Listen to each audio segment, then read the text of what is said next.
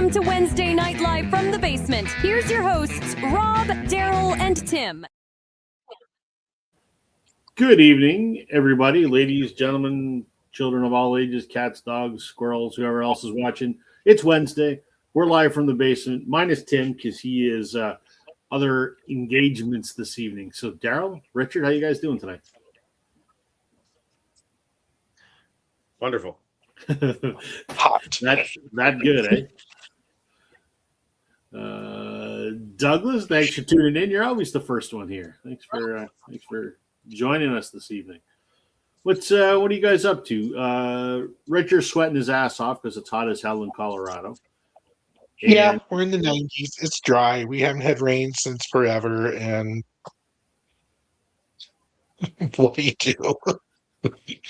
Fair. And Daryl finally has spring up north. We were sweating our balls off last week to the point where I let the grass grow for 3 days because it was so hot I couldn't have even been bothered to cut it. Wow. But then this week it's been rain. We can have all our rain, Richard, and teens. Like hasn't gone above 20 for a week now. But it was well, I was showing you pictures. I mean, we were like 36 degrees with a humidity of 42 or some ridiculous number like that for a few days. And now it's in the teens. So yeah. Well, last week, while we took a 1 week hiatus, I was down in Charlotte, North Carolina for work. Unfortunately, I did not make it to Noble Records, even though they're literally 5 blocks down the street. We didn't. Normally, we would drive by it, but we sort of took an alternate route to beat traffic and whatever. There just wasn't time between, being at the office and then there's dinners every night and all that other horse shit. Yeah, and it was hot as balls down there. And I'm kind of glad I didn't get to Noble Records because I would have spent more money. So. Right. So yeah, I didn't make it there, but glad to be home from the trip. It was a very productive use of my time, and if you're catching the sarcasm, good for you. True. Well, the silly thing about it is it was mandatory product training. And the funny thing about it is I'm the guy that does the product training in Canada. So I went down to the States to attend the class that I teach here. Makes sense. Out of the week, there was 1 3-hour session on this new subset of products that I didn't know. So that was worthwhile, but the rest of it, yeah, it was what it was. Glenn in Buffalo, how you doing? Welcome, welcome, welcome. Speaking of Buffalo, Friday this week, I'm having lunch with Mike from Buffalo, MGK Buffalo or Boston or whatever you want to call him, because he's going to be here in my hometown tomorrow and for the weekend because it's his wife's family reunion. So Mike and I are getting together for lunch on Friday, which I'm excited about. So nice. And fingers crossed, I'm really trying to make it to his meetup in Buffalo. Not that it's far away from me because it's not. It's an hour and a half, but I don't know if I'm going to have to go to the trade show in Atlanta or not. So knock on fake IKEA what it's looking like I maybe don't have to go. So let's hope. Anything exciting on the record front, fellas? You pick up anything cool? Because I picked up something cool that I'm going to show you guys, but anything new? For me, no. It's been a slow month. I still haven't even picked up the new McCartney. I'm still on the fence of how badly do I want to spend $38 or whatever it is. I'm waiting for the price to come down because I'm cheap and old. Right. I have no interest in hearing it. But. Other than that, no. I did book MGK Buffalo, so I will be in Buffalo for anyone who's attending. If I needed a reason to push me over the edge to go, it would be so that I could finally meet you in person. So there you go. Listen, like I said, it's an hour and a half drive for me. it's just whether things can work with work, I guess is the best way to put it. Has anybody watched any football? Are you guys football fans? Oh Yep. yeah, I have I know watched Daryl is. most of it. I have not. We're hosting some of the games Tomorrow here in again. Toronto. I don't care though. But you wouldn't be able to afford to go to one anyway. No, God, no. Of course not. There's a game tonight. It's some country in Africa. Ghana's playing Panama right now in Toronto. There you go. And go. Canada plays tomorrow at 6 Eastern. Couldn't care less. Record Hound, I'm glad you're here because I got a 45 I'm going to show in a minute, and you're probably the only person who might even know who this person is. So I picked up two cool things in the last week. One because I wanted, and the other because it's kind of a historic. We'll get to the cool thing that Record Hound might know in a minute. I finally found a copy of this today. I've never seen it. I'm gonna. Mr. Hall of Fame, how you doing, sir? Tuning in. All right. Stompin' Tom Connors live at the Horseshoe. This came out on Record Store Day in like 2018, and they only made like 500 of these. A big deal if you're Canadian. Like, I mean, the man's a legend. And this is a concert he did at the Horseshoe Tavern in 71. So I'd never seen one of these before. I'd always been on the lookout for one. And a guy had one still sealed in Georgetown. So I drove to Georgetown today to pick it up. And, of course, as soon as I got it, what I do with the shrink wrap? Grip it and rip it. It's cool. It's on yellow vinyl. It's I haven't listened to it yet, but I'm excited that I found that. The other thing that I'm super excited about, and I think Record Hound might know who this guy is, maybe. Handsome Ned. So, for context, this is a 45 that came out in 1985, and Handsome Ned self-released this. Ned was not his real name. He was the guy that started the whole Queen Street West music scene in the mid 80s, I guess, that Blue Rodeo and the Skydiggers and Prairie Oyster and all of those bands came out of. The sort of Canadian, the name rings a bell. He's the guy that started that whole Canadian alt country renaissance of the late 80s, and he's really the guy that's responsible for the music scene that still exists in Canada. And so this is ain't no room for cheating. He had one sort of, if you're a super Canadian music nerd, he had a song called Put the Blame on Me. That was the big one. If you watch Blue Rodeo's documentary, they talk about how without him, there would be no them. Anyway, so this came out in 85, and this is autographed by him. He died 6 months later of a heroin overdose. So I snagged this off eBay for a really good price, a little piece of history. So I'm just such a nerd for that, that part of the Canadian music scene, that to own this was kind of a cool thing. So there you go. That's what's new with me.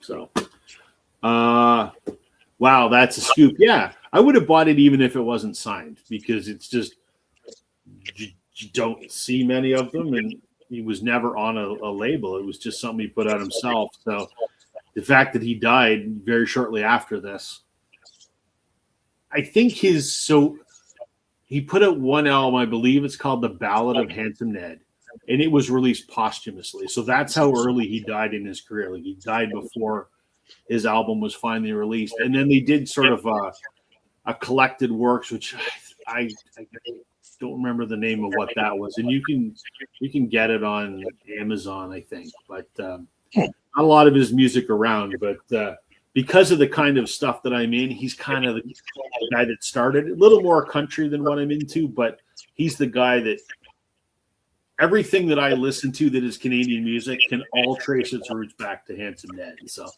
it was pretty cool to find that. So yeah. We're talking today, as a good segue, about albums that or artists that define our collection. So we thought that we would, pull a dozen or so albums from all the albums that we own that sort of best represent the entirety of what we own. Sort of this is a brief snapshot. If you see the snapshot, this is kind of a good idea of what you'll find if you were to peruse our volumes of records we have. So that's our topic tonight. And we kind of figured that this might be a little bit predictable. So we're going to try and take a guess ahead of time at what each of us are going to pull. Tim won't be with us tonight. Like I said, he may pop in later on, but he's busy with some other things tonight. And I'm kind of glad because Tim's all over the place with what he listens to, other than Paul McCartney, right? Which I think is what we all figured. Mm-hmm. I think we all unanimously said there's two things Tim's going to show: Paul McCartney and something autographed. So Tim's the hard one. So, should be a fun little exercise this evening. Do you have anything else to talk about before we jump into this? I actually ordered some records. Ooh, I'm waiting for them to come in through Amazon though, because I got a whole pile of gift certificates from my mom over the last X amount of months, and I just loaded up. What'd you get? Loaded up. Or are you going to save that for the video? I'm gonna save it for maybe later. Okay. Because I did purchase a new record. It came in from Laced Records, but it's in this pile. Okay. So I don't want to mention what it is. Okay. It's kind of a segue to what you were saying. 11 of my albums that I'm going to show are artists that I think define it. One of my albums is a particular style or genre of music that I've talked about. And no, it's not the one you're probably thinking of. Icelandic throat singing. I can't. Anyway, it is a genre that I've talked about on a few occasions. Okay. All right. Should we then maybe throw our little list together of what we think everyone has pulled? Let me sure. Let me just get my list up here. Hold on one second.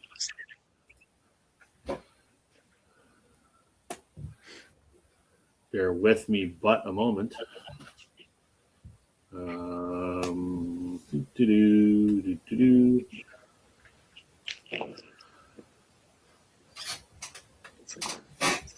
turn my other monitor on here so we can have two going at the same time so that I can look at you folks and type at the same time. Okay. All right. So I'm going to share my screen here.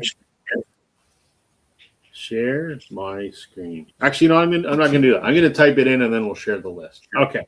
So Fair. let's do this.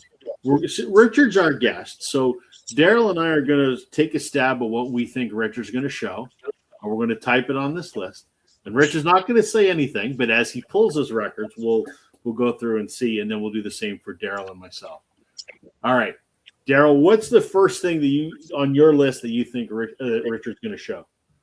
Okay, so I came up with 4. It was me too. I don't know how many you came up with, but I came up with 4. The first one that came to mind was My Bloody Valentine. I came up with that one too, but that wasn't my first pick. My second one is Gary Newman. I also had Gary Newman. Hold on. This is exciting to watch me type here. My Bloody Valentine. Okay. Gary Newman.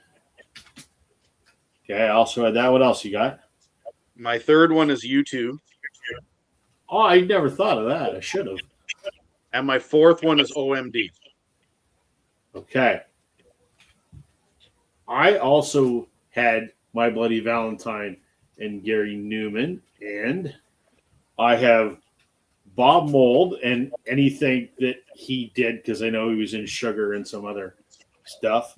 And then I also had Biffy Clyro, because I seem to remember You're talking about that a lot. I don't know if I spelled that right. Doesn't really matter. Okay. Richard, what do we think Daryl is going to show this evening? Let me find my Daryl list. Okay. Okay, number 1, Primus. Okay. Number 2, Tool. I never got either of them. Oh, I did have Primus on my list. Okay. I got 2 more. Glass Tiger, of course. Of course. That's a given. Okay. If it doesn't happen, we'll be bitterly disappointed. Right. And last, I put Alice in Chains. Okay. I had Primus, Glass Tiger, Alice in Chains. I also had Bruce Hornsby. And I had Gino Vanelli.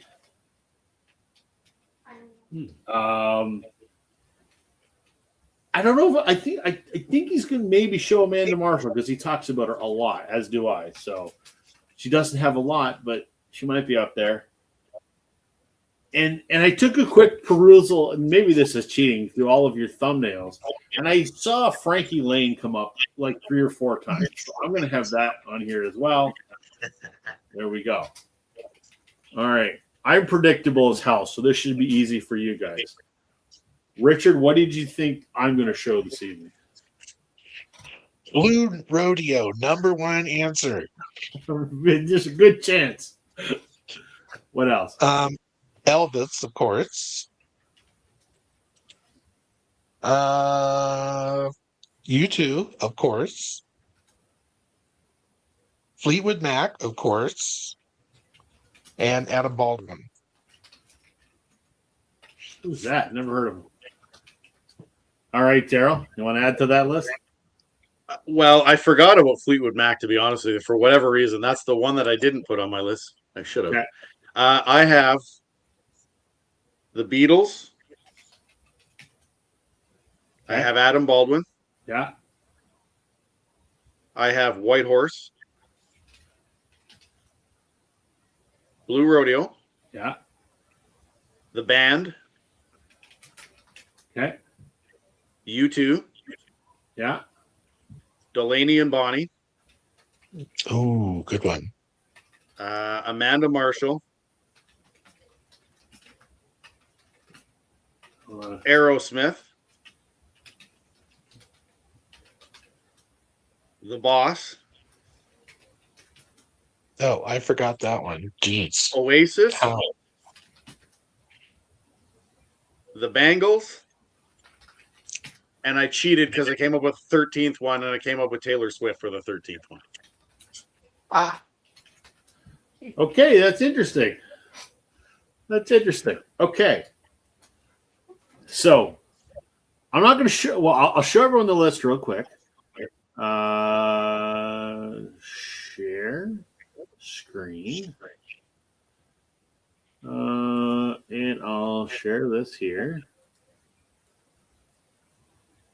All right, so I can supersize that.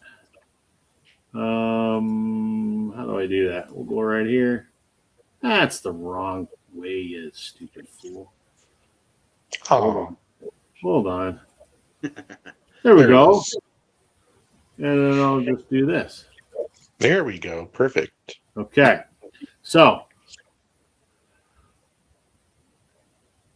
we're going to go through this.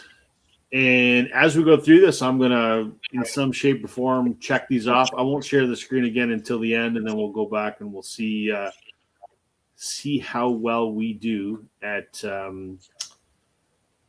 anticipating what the others are going to show. So there we go. Richard is our guest. So hold on. Ryan's asking a few things. Ryan thinks I'm going to add the peanut gallery comments here. He thinks Richard's going to show the Smiths, and he thinks that I'm going to show Grace Potter. Okay. Oh yeah. Any thoughts on the CBC dropping Hockey Night in Canada? Well, CBC didn't drop Hockey Night in Canada.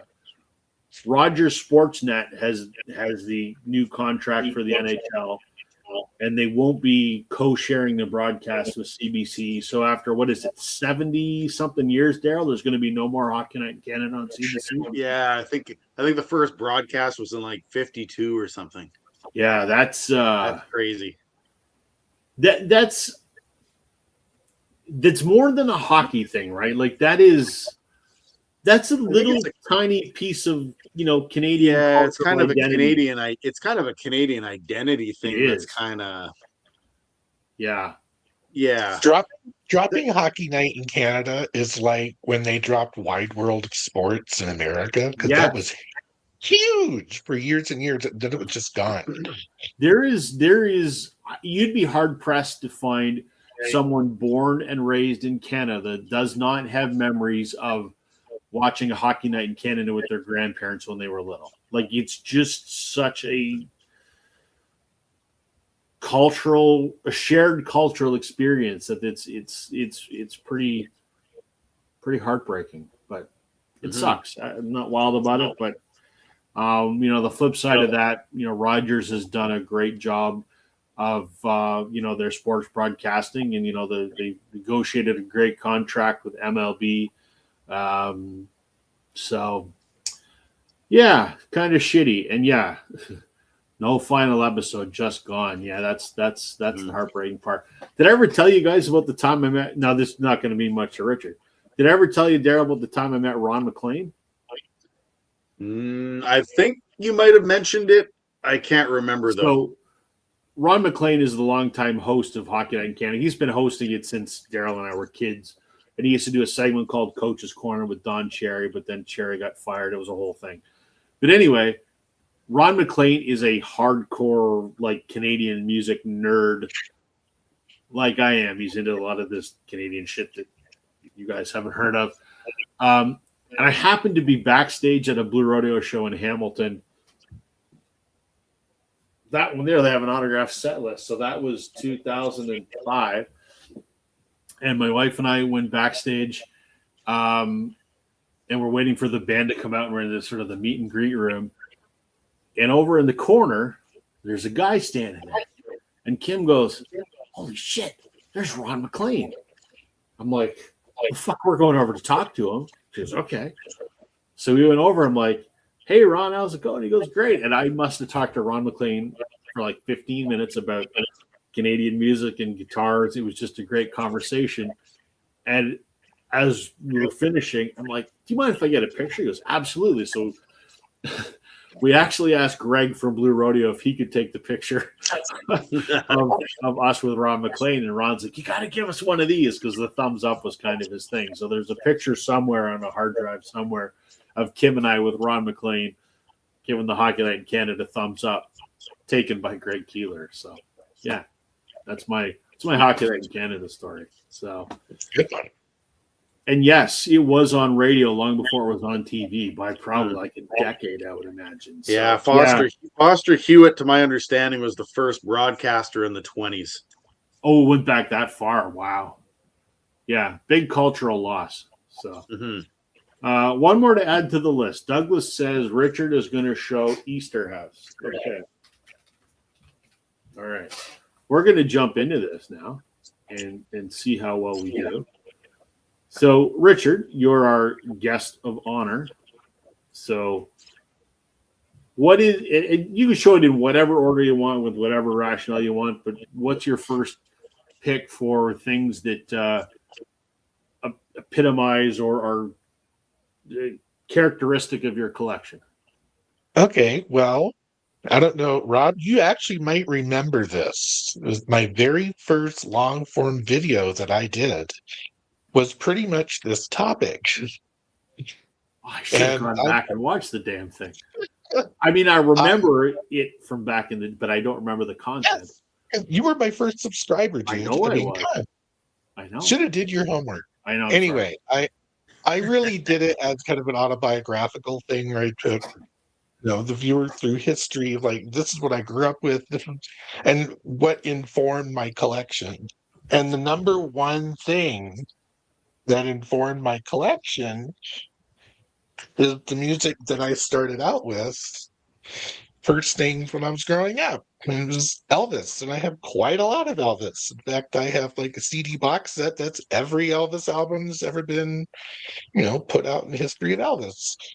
But yeah, Elvis, Golden Records, and Hound Dog, and all of that kind of informed part of my upbringing. But I like really early Elvis, Sun Sessions Elvis. Me too. And Rob, you and I share this love of the Vegas Elvis Absolutely. and that early 70s Elvis. Yep. That is like, the Elvis. But knowing that when I started buying Elvis records was in the 70s, so it was that, for lack of a better term, fat Elvis period. And I appreciate some of that, but I feel like over time it's really carved down to just this era of stuff. And I'm to the point where some of those records that I bought when I was like 7, 8, and 9, I'm ready to check out because I don't play them, and I have them in other formats that will sound better than those, scratchy old records, quite honestly. But yeah, I figured I would start with Elvis as a representation of kind of like that was the foundation for what the rest of this stuff kind of became over time. Well, I'm kind of ashamed that I didn't pick Elvis for you because I know that you're a massive Elvis fan, and you and I have talked about Elvis countless times. Mm-hmm. But I guess when I was thinking, I kind of close my eyes and go, Richard. I think shoegaze and all that kind of stuff, and I just for some reason I totally blanked on Elvis, and that should have been the first one I picked. So that your exact comment is exactly my thoughts. I went straight to shoegaze. Right. That was the first thing that came to mind, and not well. I should have even considered industrial stuff because I know you're into that, which is, I guess, maybe the whole basis for the Gary Newman thing is that you've covered all his periods of music, which one of them falls into that industrial stuff, right? So, yeah, I never thought about Elvis either for that one. Okay, well, on this point for outwitting you. Shame on us. We should have known that. But okay, Daryl, where are you gonna leap off from here? Well, so I don't know. I was debating which order I wanted to. Do I go with the obvious choices, or do I go with the ones that maybe they're not going to get and come back to the obvious ones later? But I think I'm going to go kind of in an order of what I thought you guys might predict versus then later on the ones that might be a little trickier. So the way that I've done this is that 11 of my 12 are artists that I either have lots in my collection because I listen to them lots, or the ones that I listen to the most, or the ones that I've probably talked about a lot because they resonate with me in some way. The 12th record is actually a genre or style. I think I mentioned this earlier of music that I have talked about that for whatever reason, I mean, at least one of the albums that I own is very important. And then there's a whole pile of others that one of these days I should make a video of, really. And the one that I'm going to show in this of that particular thing is the newest one that I've got because it literally came in the mail like 4 days ago. So we'll talk about that. But do I go predictable? Sure, why not? So this band I talked about as ad nauseum. I'm sure we're going to hear this a few times with stuff that Rob and like all of us are going to talk about. But the first time I really indulged in this band, so to speak, is one of the only albums that they have that is not on vinyl. So I first got to know them through like a greatest hits thing, and I was babysitting this kid So my dad, when I was growing up, my dad was a security guard at an underground gold mine, and the manager of the entire mine, his wife was a friend of my mom's, and she asked if I wanted to babysit their son. And so I went over there, and I had bought this CD, and I was listening to it, and this kid loved it. So every time I would go babysit this kid, I would just bring the CD with me. And it was a CD called Airtime by none other than Glass Tiger. But it was their greatest hits, I guess, up to that point. So I never owned them on vinyl or anything until in the last, say, 10 years or so. But this was the last album that they had released previous to the Airtime greatest hits thing. And so I think for me, just listening to that greatest hits and stuff, and then going back to all their albums, I don't know, there's just something about it. It's got like a Celtic East Coast feel. Alan Frew, who is this guy right here, born and raised in Scotland, but then came to Canada. So I think he uses some of his culture and his heritage as part of their music.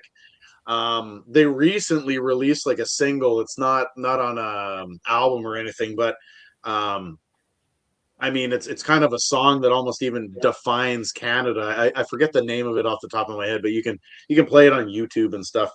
I'll have to get it out to you guys, but yeah, they're very focused on Canada and the culture, and just I don't know. I just find it great music. I think I'm one of the very few people in the VC that promotes them, but I just like them. So yeah, and like I said, brings me back to a period in my life when I was in grade 9 and babysitting a kid, and I was able to encourage this kid to like Glass Tiger. It was the first time we both heard it, and who would have thought I was babysitting a mine manager's son for my first job ever? See, for me, Glass Tiger is kind of a one-hit wonder. Because even though I lived on, the north central United States, some of that stuff filtered down into the north. But for me, it was like they had one album, and that was all I knew. And then, over time, come to learn from you that they had all this stuff, and it's so interesting to me. It's like stuff that makes it. You got the Lover Boys of the world that made it worldwide for the most part, and Glass Tiger, who's Canada, and that's as far as it went. And I think along with a few, like you talked about, Loverboy and a few bands like that, I think we've talked about like Haywire and the Northern Pikes and stuff. They have a very distinct like Rob and I, like when we talk about this, like when we say Canadian 80s music, it's very like I don't know how to explain it. It's just there's a certain vibe to it. Yep. Yeah. And Glass Tiger fits that vibe. And I think that's why they never went outside. Like Haywire never went outside. Northern Pikes never went outside of Canada. And there's just a Doug and the Slugs. It's just a very distinct sound. Blue Rodeo. They're very never heard of them. Yeah. Who? Brandon's commenting here. He loves some Glass Tiger. So, all right. Safe to say that Richard and I both predicted Glass Tiger. All right. I mean, I'm predictable, but I'm not gonna start where you think I'm gonna start.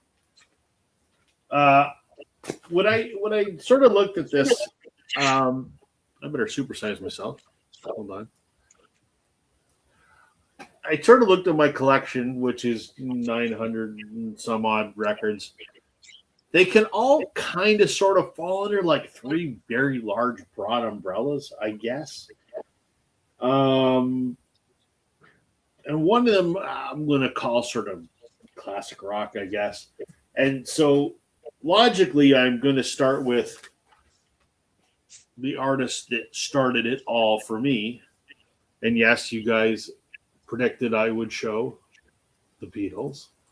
Let me check that off on the list over here. Sgt. Pepper is my favorite album of all time. But that wasn't the one. I picked Rubber Soul because, prior to me hearing Sgt. Pepper, this was wonderful. I just, it was kind of the first of the Beatles albums in my mind to really get away from that mop top, I want to hold your hand kind of thing. For me, with some minor exceptions, Please Please Me Through Help are largely similar. This is kind of the first one where they really sort of did something different. And I just remember, when the first time I heard like Norwegian Wood, I'm like, whoa, that's kind of different. So for the longest time, this was my favorite Beatles record. So I had many copies of it. This is actually a UK mono first pressing. So it sounds absolutely phenomenal. So I have everything by the Beatles that you could possibly imagine. So we're going to go with the Beatles as first. So, excuse me, the first selection in my discographical overview. If that's even it's funny. It's funny that we talk about the Beatles because when you talk about the Beatles, like there's a lot of people when they talk about the Beatles, they gotta have everything. They gotta have Lennon's solo albums. They gotta have McCartney's. They gotta have Ringo Starr's. But you're one of the few that kind of just stays with just the Beatles. Yeah, you've got a bit of I got some Lennon. Yeah, and I think you have the one Harrison one. You have the one George Harrison. I got All Things But Past, and I think I have like 2 or 3 McCartney albums that I don't listen to. Yeah, because for me, while they're all arguably geniuses, there was just something special in the sauce when they all got together. The sum was greater than the individual parts, right? It was one like, 2 + 2 = 5 in their case, right? So, I mean, musical historians have gone on and written many books about what that was and why they were what they were and so far be it for me to add anything of value to that. But for me, I just, their solo stuff, it's fine. And even John, who's my favorite, it's fine. Mm-hmm. But none of it is as good as what they did collectively. So yeah, I don't care about the solo stuff. Yeah, because it's funny. Like when we were putting these lists together, the first thing that came to my mind for you was the Beatles and Blue Rodeo. The first thing that came to mind for Tim literally was Paul McCartney. Right. He's got all the Beatles stuff, but for him, he goes to McCartney and then the Beatles. He's right. Kind of the reverse, right? He does. Right. Yeah. Yeah, it's interesting. I mean, you talk forever about the Beatles, but yeah, for me, it's always been them as a band. So, okay, let's see. Hold on here. Rob will be proud to learn last Sunday got a very good copy of Twist and Shout for a $5. Right on. Oh, nice. Right on. That's the first. Actually, I guess it was the second Canadian. It only came out in Canada. Basically, it's Please Please Me repackaged essentially. So. Yeah, I like that one a lot. Okay, Richard, back to you. Round 2. What's something else that is a snapshot of your collection?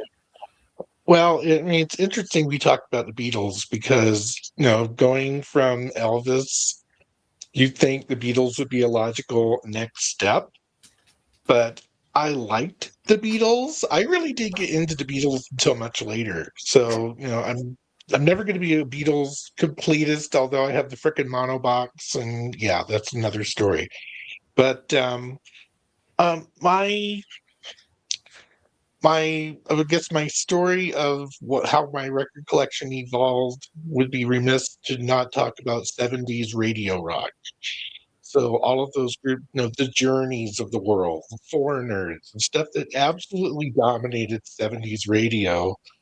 And for me, one band that really stuck, and I did become a fairly big completist, not just with their music, but with books and stuff on them, is Kiss. Wow. I have a lot of Kiss albums. My first one was Love Gun. My favorite one is this one. Creatures of the Night. And say what you will about Kiss. I know some people love them, some people hate them, some people think they're just. But it was interesting that I really moved from, Elvis died in the late 70s, beginning of the late 70s, almost exactly the same time I got interested in what is Kiss all about. Never saw them in concert until like 2000, 2001 on their reunion. But I saw the original four members, which was like, even though Ace was a mess, but we won't go there. But yeah, so Kiss was my big thing for the longest time. And then any of that radio rock. So yeah, Journey, Foreigner, Kiss, all those upper Midwest bands like, Head East and REO Speedwagon. That was my thing for the longest time. And, then the late something happened in the late 70s, and that's next round. So we'll go there next. Okay. Neither of us picked Kiss for you, and I don't even know if I knew that you liked Kiss. Like, that's kind of the last thing I would think that you would listen to. So maybe I obviously haven't seen all of everybody's videos, but I didn't know you were a Kiss fan. So shame on me if I missed that. I'm sorry. That makes me a terrible person. I agree, Rob. I wasn't expecting Kiss tonight. No, that's for sure. No, Creatures of the Night is awesome. Mike says, Mike, we were just talking about you. I said to the fellas that I'm looking forward to having lunch with you Friday. So can't wait. I'll say this: that starting out with Elvis, by the time Elvis had passed, I had like 60 Elvis albums, and I was 12 or 13 when he passed. Wow! And then jumping into Kiss, one of the things I could really say was forming my collective habits was being a relative completist and buying everything as it came out. Yeah, the next Kiss album, bought it the day it would come out over and over again until I was into other music, and then kind of went off Kiss for a good long time. I'll make you feel old. You were 12 when he died. I was in my mom's uterus when he died.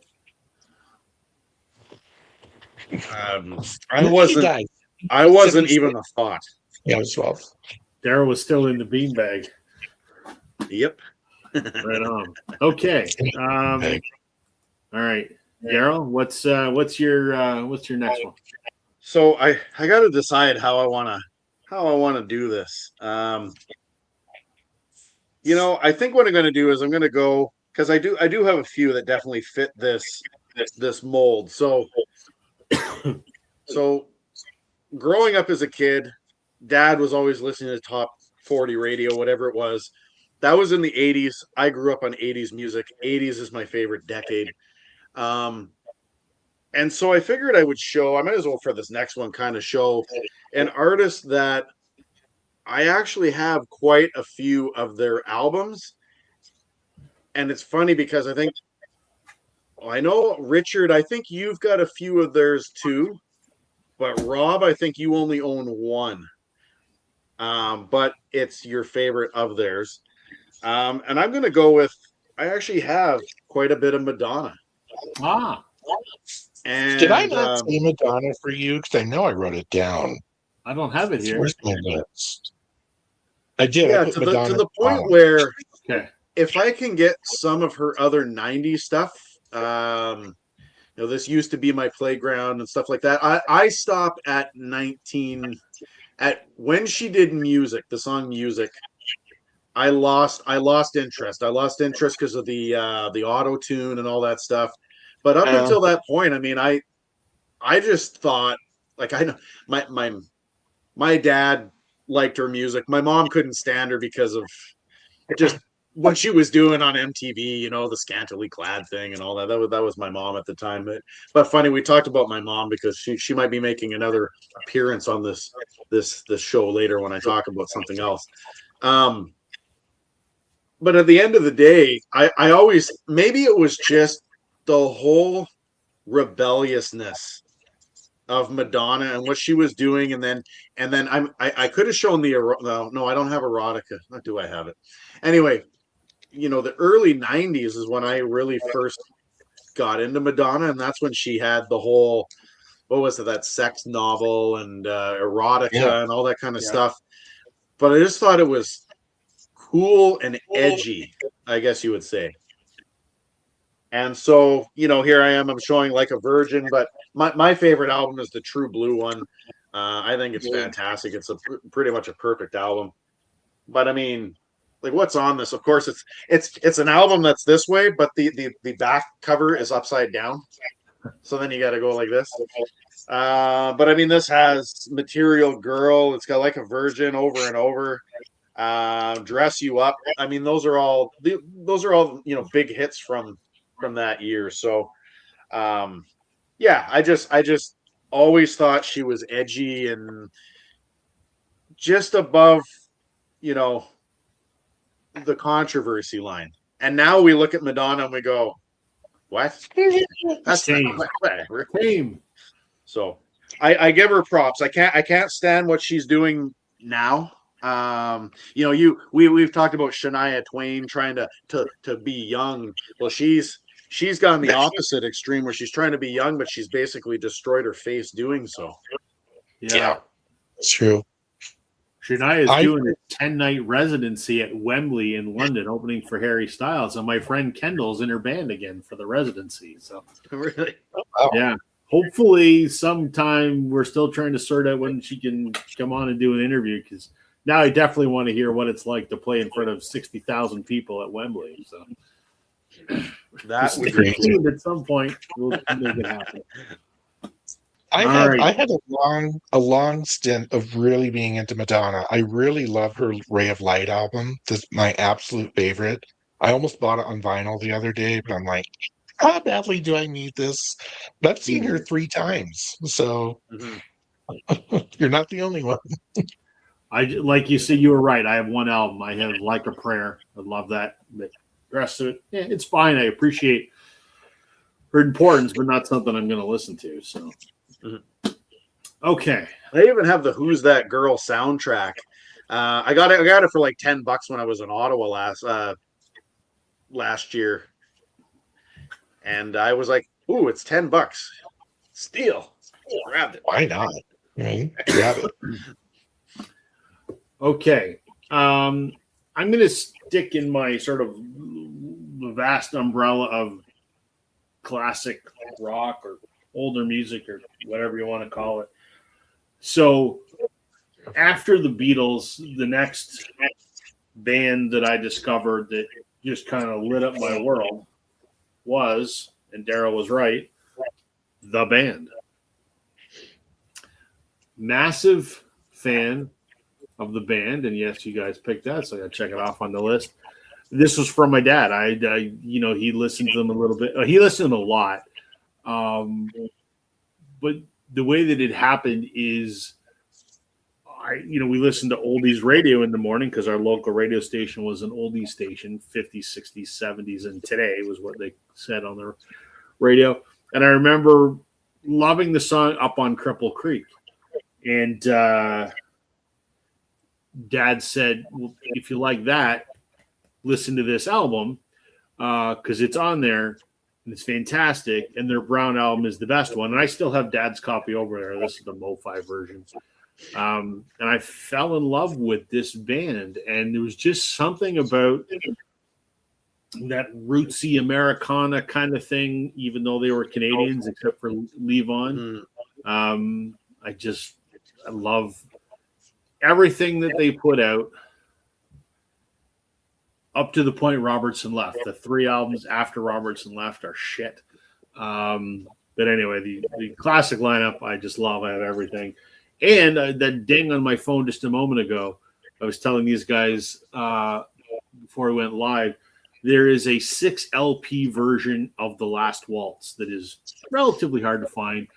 There's a guy that has one in the next town over for less than half of what it sells for online, and it's still sealed, and I'm going to pick it up tomorrow. And I'm picking it up at his work, which is literally 15 minutes from my house. So I'm super jazzed about that. I've been watching it on Marketplace for like a year, and he just dropped the price, and it's triple digits, but very excited. So anyway, I love the band. I got into them from my dad, and it was funny because in the in the 90s, I'm listening to a lot of The Band and Creedence and that kind of stuff while my friends are listening to Nirvana and Pearl Jam and that kind of stuff. So it's a bit of an oddball back then. You may argue I probably still am, but yeah, The Band is incredible. So I had almost, instead of The Band, I had almost picked Robbie Robertson because I was like, is he gonna do that? Is he gonna go that way, right? But I stuck with The Band. Yeah. Well, that's the right pick. Record Hunt. So I had an OG copy, which I sent to Chris Mann over in Wales. Now he's obsessed with the band, and he's got a lot of their discography. And I bought the original Record Store Day reissue from about 15 years ago, which is the first time it had been remastered and repressed. But I wanted the 6 LP one. It was like the 40th anniversary. It has the entire, so it's 3 times what was released originally. So I'm super jazzed about it. I've wanted it since it came out, could never afford it, and I've got myself a affordable copy. So I'm pretty excited. Did you see Madonna footage of her free concert at Times Square? I did. Yeah, and it was interesting. It's quintessential Madonna. I can't say I'm going to rush out and buy this Confessions 2 or whatever it is. It's okay. I know there are people in the VC that are way more into Madonna and all things Madonna, and yeah, kind of like there's Lady Gaga people, Madonna people, and yeah, same thing. But it was interesting to see, but I was like, okay, that was nice.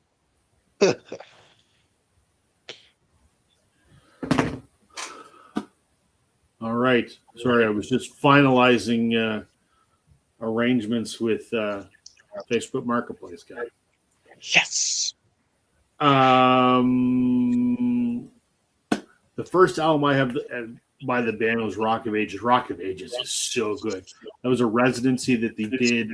I think it was a 4 or 5 night residency at the Academy of Music in New York, and Dylan shows up and makes an appearance, and Alan Toussaint is there with a horn section, and he wrote horn arrangements for everything. It's outstanding. Love it. Okay, back to Richard. Me, little old me. You, sir. All right. So, kind of continuing in that completist line, because we at the end of the 70s, music dramatically changed, at least for me. A lot of my friends kind of continued listening to the Journeys and all of that stuff of the world.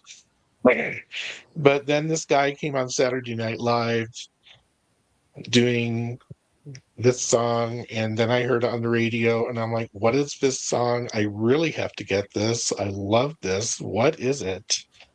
And it was Gary Newman. Oh. Check the box. That's the first one I picked for you. It has to be, because one of the reasons I'm even on the VC is because of this guy, and I have been a major completist of Gary Newman. I don't have every single thing he's ever put out. It's difficult to do that, and half of it wasn't released in the US anyway. But this changed the way I started thinking. It's like, oh, music doesn't have to have just loud rock guitars, crazy hair and makeup and whatever. It can have this big fat synth richness and lyrics that are told and frosty, and it really kind of took me into the 80s with synth pop mentality. Absolutely love this album. I still do. This is not my favorite Gary Newman album, but I've been a fan 80s, 90s, 2000s, all the way up to the current time. Didn't see him live until 1997 when he came to the States for the first time in like almost 20 years, not quite. But since then, I've seen him, met his wife.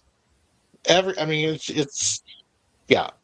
I'm not an obsessive but I definitely like the music, and I appreciate the transitions that he's been through that have influenced a lot of other bands that I started to like along the way.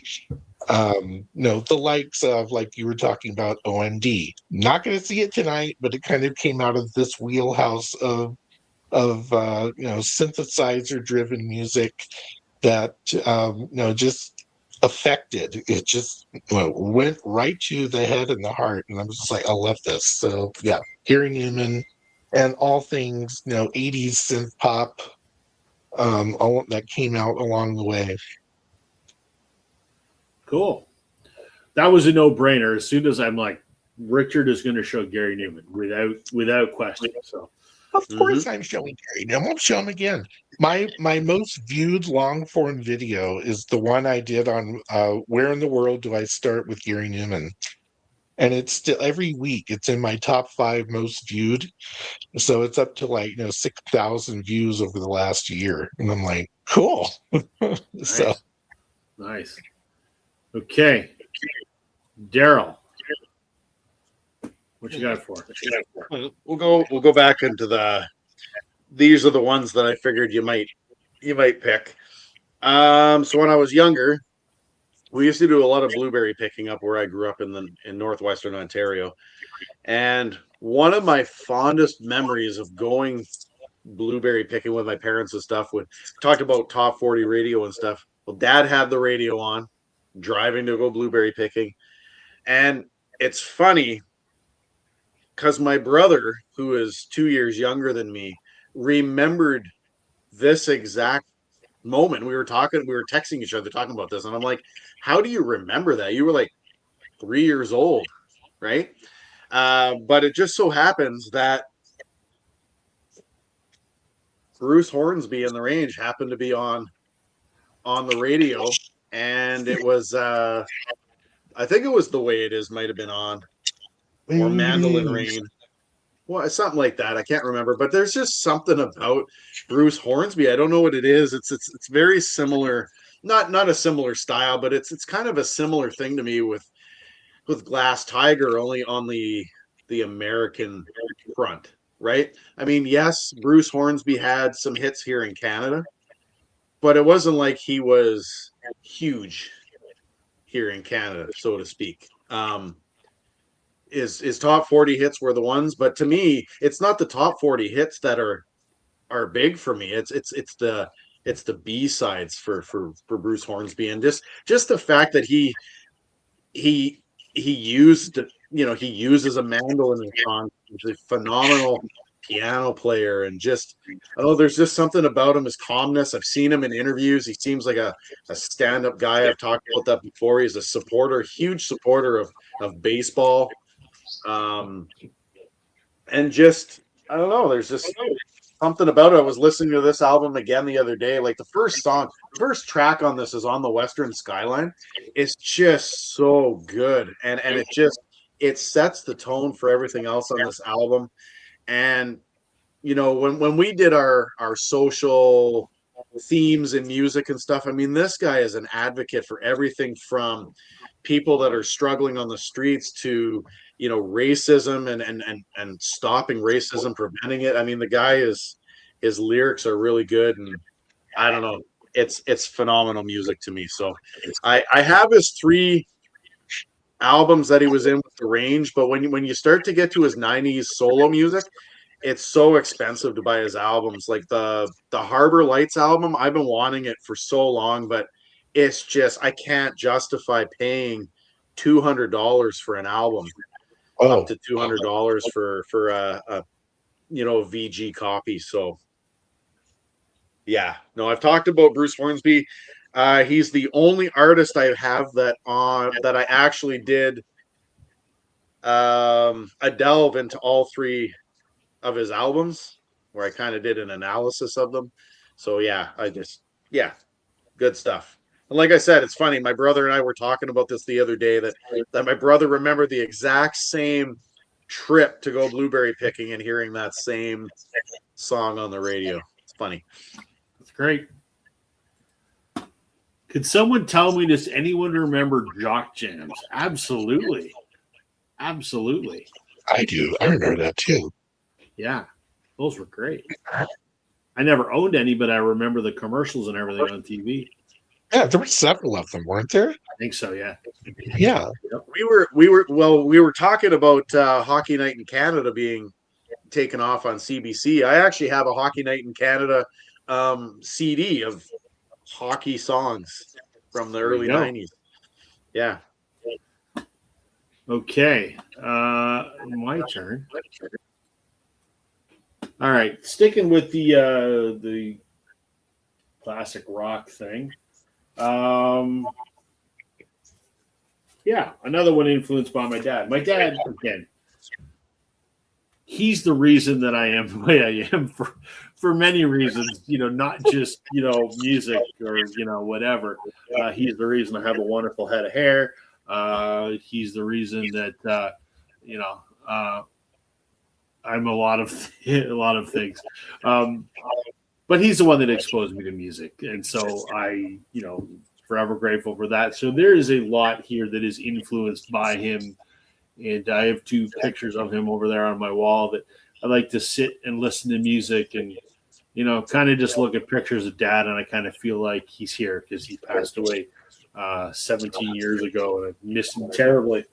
But this is an album that when he was alive, I never listened to, never gave it much thought until after he passed away. And I picked up this exact copy off of his shelf because this is was his favorite album, Delaney and Bonnie and Friends on Tour with Eric Clapton. And yes, Daryl had anticipated I was going to show Delaney and Bonnie. This is the only one that Dad had. And it's absolutely phenomenal. And I've talked about them a lot. And I don't know, maybe I got to do some research or something, but for some reason, Delaney and Bonnie fell into a group of wickedly talented friends. Eric Clapton, George Harrison, Duane Allman, who else on here? Bobby Whitlock, a whole bunch of other, Bobby Keys, just some of the most amazing musicians of the time. And anytime they put out an album, a cast of these incredible musicians that played with some of the best musicians in the world appear on their records. And they're great. And it's just this wonderful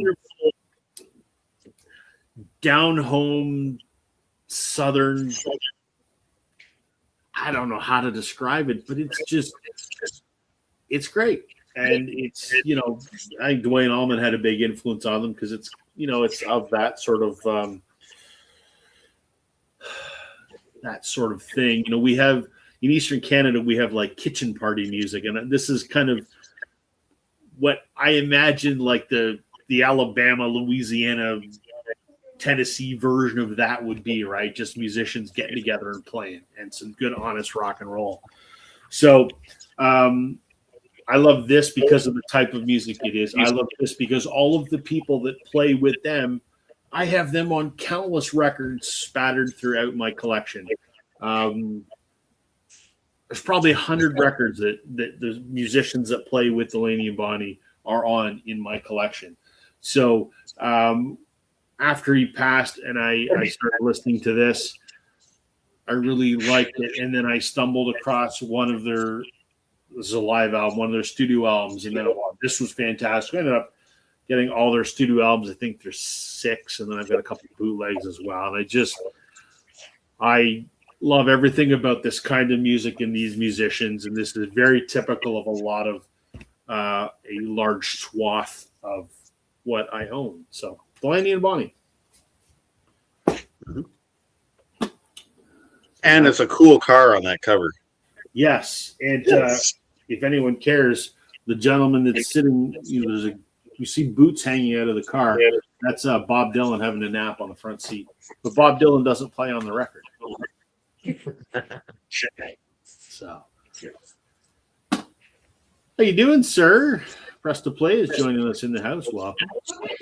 We are talking tonight about albums that sort of define our collection, albums that are or artists that are sort of typify what we listen to. And we've we've created a list, and we sort of guessed ahead of time what the others would show, and we'll recap that list at the end. So we're going to take this back to Richard. I'm quickly going to run upstairs after you show what it is while you talk about it, just to say goodnight to my son because he's feeling a little under the weather tonight. So, all right, take it away. All right. So, come 1980s and living where I lived in the upper Midwest, and a lot of the music that came out of Minneapolis area would often filter into my area pretty soon thereafter getting released. But this band started local and went national. And Rob, you were right. It was Husker Du. So the whole Husker Du Bob Mould thing, kind of ran concurrent for me with 80s synth pop. So Husker Du were a 3-piece hardcore punk, kind of went more commercial punk over the course of several albums that they did. But this is just, it's amazing, amazing stuff. If you have not heard New Day Rising, you owe it to yourself. That and Flip Your Wig, two of the most quintessentially Husker Du albums. It also, this was almost a stepping stone towards my loving of shoegaze music because it has that guitar drone that just permeates over the top of most of the songs. Not all of them, but a lot of them. And Bob Mould just has that the guitar tone that just chimes, and it just hits that right frequency, and I'm just like, wow, I love this overlay of fuzzy reverbed guitar. So it really got me into Husker Du. It really got me later into, after Husker Du broke up and Bob Mould formed Sugar, which is more power pop, but it still has the undertone of what Husker Du was all about. And I'm going to go see Sugar in October, I think it is, August or October. They're coming to Denver, and I'm like, yes. So that'll be fun. It'll be loud. But then all things Bob Mould. I've followed Bob Mould's career with his solo stuff, saw him doing acoustic sets in the 90s into the 2000s. He went back into doing electric stuff. He had tons of solo albums. He did an album last year that was really fantastic. And so I've heard a lot of Sugar, Bob Mould, Husker Du. Even some of Grant Hart did some side work after solo projects in a band called Nova Mob, and some solo albums. The bassist Greg Norton left Husker Du, became a chef, then got back into music like in the last 5 or 10 years, and has formed a group called Ultra Bomb, which is absolutely amazing. So, I've followed kind of everything all 3 members of Husker Du had been doing since Husker Du and beyond. So there you go. Well, you talked about them many, many times, and it was just one that I forgot all about. But he just talked about Bob Mould and Sugar. So that's a check mark. You bet it is. On our box, Rob. You bet. I went Bob Mould because I didn't know if you were going to show. I was like, Bob Mould, I know he's in Sugar, and he's in that other band. I can't remember what the hell the name was, and then I thought of it later. And then when I went to make the list, I'm like, what the hell band was it? I could have Googled it, I suppose, but I didn't know what incarnation of Bob Mould you were going to show. I kind of figured somebody was going to pick one of those. So it's like, all things Bob Mould, anything he's touched, I want to have something. Even his electronica age in like the, late 90s, early 2000s, he was doing DJ sets and weird stuff with a guy named Richard Morel, and it was more electronica. And it was, but I still loved it. So another completist thing. I have all the Husker Du albums, all of the Bob Mould albums. So fair enough. Okay, Daryl, what's next for you? All right. Well, let's go with the 90s, because I would argue that a lot of the bands that I listened to from the 90s kind of defined who I was at that time. I'm not going to do a twofer because I want to keep it as 12 in a row. But talked about this before. There used to be a channel. I can't remember exactly what it was, but on one of those big black satellite dishes, it was like G120 or whatever the satellite number was, and it was an American, not VH1, not much music. I think it was called The Box, if I remember right. I think that the music channel was called The Box, and along the bottom of the screen, you could call in this 1-800 number, and every song with a band had a number. Then you could call in and go, "I request this." You had to type in the code or whatever it was, and every time I would watch it, I'd be like, Mom, we gotta call this number. And my mom was like, it wasn't a 1-800 number. Actually, it was an American number, like 866 maybe or something like that. My mom was like, no, that's long distance. Can't do that. We're not doing these requests. So I was just watching other people's requests. But the one song that used to come on infrequently, but my mom thought it was one of the dumbest music videos, but she still likes these guys along with me, and she encouraged me to buy it. You know where this is going. I do. It was Primus. That's My why mom, I first picked for whatever reason, just it's the strangest thing. And I'm actually going to segue because at the beginning of the show, I said that I placed an order on Amazon with my gift cards, and I bought the Primus version of the Willy Wonka or Charlie and the Chocolate Factory entire soundtrack, and it's on gold vinyl or whatever it is. So I am super stoked to have that come up in the mail. But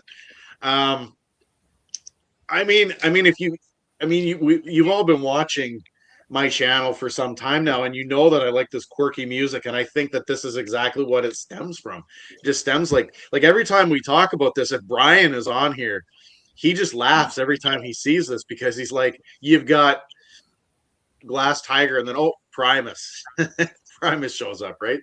But there's just something about them. I think, I've talked about this. I think Les Claypool is the greatest bass player I think that's ever lived. I think he's got some major skills, and the band has gone through multiple lineups, but I think memory serves me, I think on this most recent, they just did like a small EP, like a 4-song EP. I think the original drummer might be back. I can't remember, but they've gone back to a 90s lineup anyway. But yeah, no, there's just something about this. It's a gatefold with the lyrics inside and just pork soda bubbles flowing through it. That's it. That's all. So yeah, I don't know. I love these guys. I mean, you got to be in a certain mood. They are not for everyone. If you haven't heard Primus, though, check them out. They're just a quirky, weird band, and I don't know. To quote a student of mine the other day, I just adore them.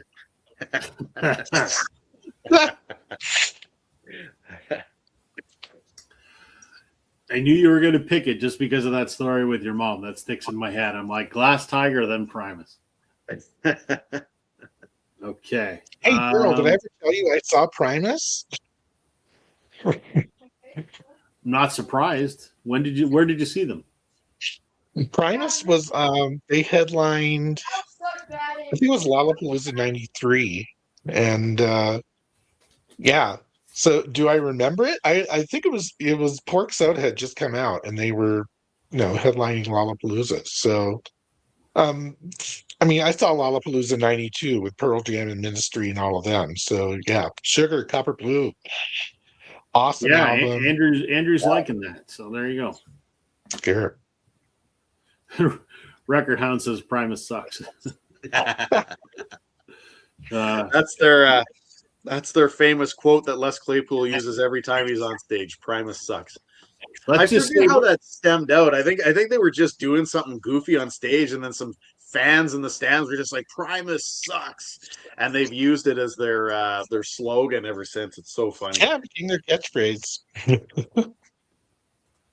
I'm adding something to your list, Daryl, that I think you're going to show, because thinking of things that sucks, you might show Nickelback. So I'm going to put that on the list. I got a text message from Music Talk with John this morning. It was a meme about how Nickelback sucks, and actually, it was a video, and it was just, I clicked on it, and it's some dude, and he goes, "Maybe Chad Kroger thinks you suck." I'm like, "Thanks, John. I appreciate that." Anyway, all right. I'm going to round out my classic rock segment for the evening. And yeah, like this is any surprise to anybody, I love Fleetwood Mac. So let me highlight that on the list. Now, I love every Fleetwood Mac. So I like Peter Green's Fleetwood Mac. I like the post-Peter Green Fleetwood Mac. I like the Rumors era Fleetwood Mac. I like the Becca Bramlett, Billy Burnett Fleetwood Mac, which no one remembers except for me. I like the Mike Campbell, Neil Finn Fleetwood Mac. So I like all of it. To me, it's not a band; it's a music collective. I like all of it. I own almost all of it. I just decided I would pick The Dance. Why not? It's kind of a neat story, right? I mean, they had all Stevie and Lindsay had basically said "fuck you," and Bill Clinton said, picked, I think it was Don't Stop to be his campaign theme song.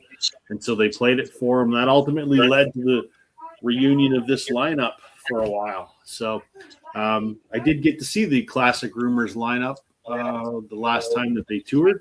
And it was awesome, and I loved it. And I did see Fleetwood Mac with my dad and mine with Christine. So I've seen them twice, and I've seen Lindsay once solo. So, yeah, big Fleetwood Mac fan. No surprise there. Mm-hmm. What's Andrew saying? That's a lot of guitars behind you. Are they growing? No, they're not. That's what's always behind me. But what you don't see is there's like twice as many as that. There's another 8 of them in this room. So there's a few. You have a lot too, Andrew. It's not just me. Yes, Lindsay rocks. I agree. I liked when I saw him solo. That was good fun. All right, we're a quarter of the way through the 12. Should I show the spreadsheet so everyone can see where we're at, how we've done, or should I save it? All right, I'll show it here real quick. We are we've had pretty good. All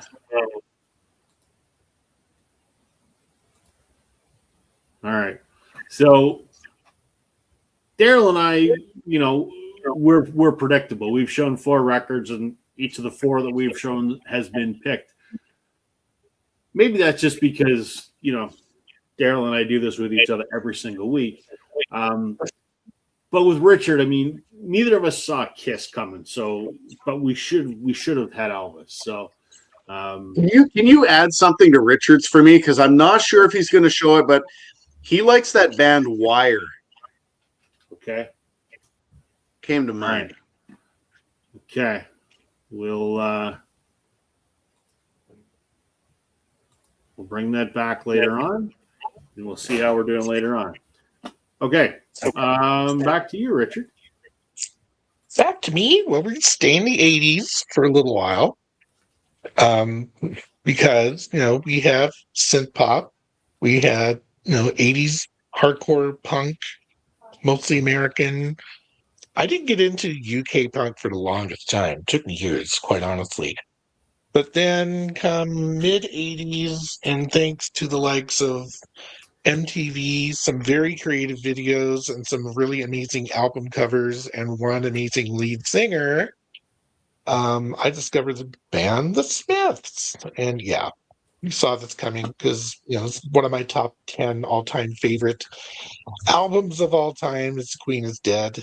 And The Smiths were another one of those bands where it was almost like the juxtaposition of the jangle of Johnny Marr's guitars and Morrissey's deadpan singing with really just super literate lyrics that referenced, English literature and poetry and whatnot, and it was intellectual.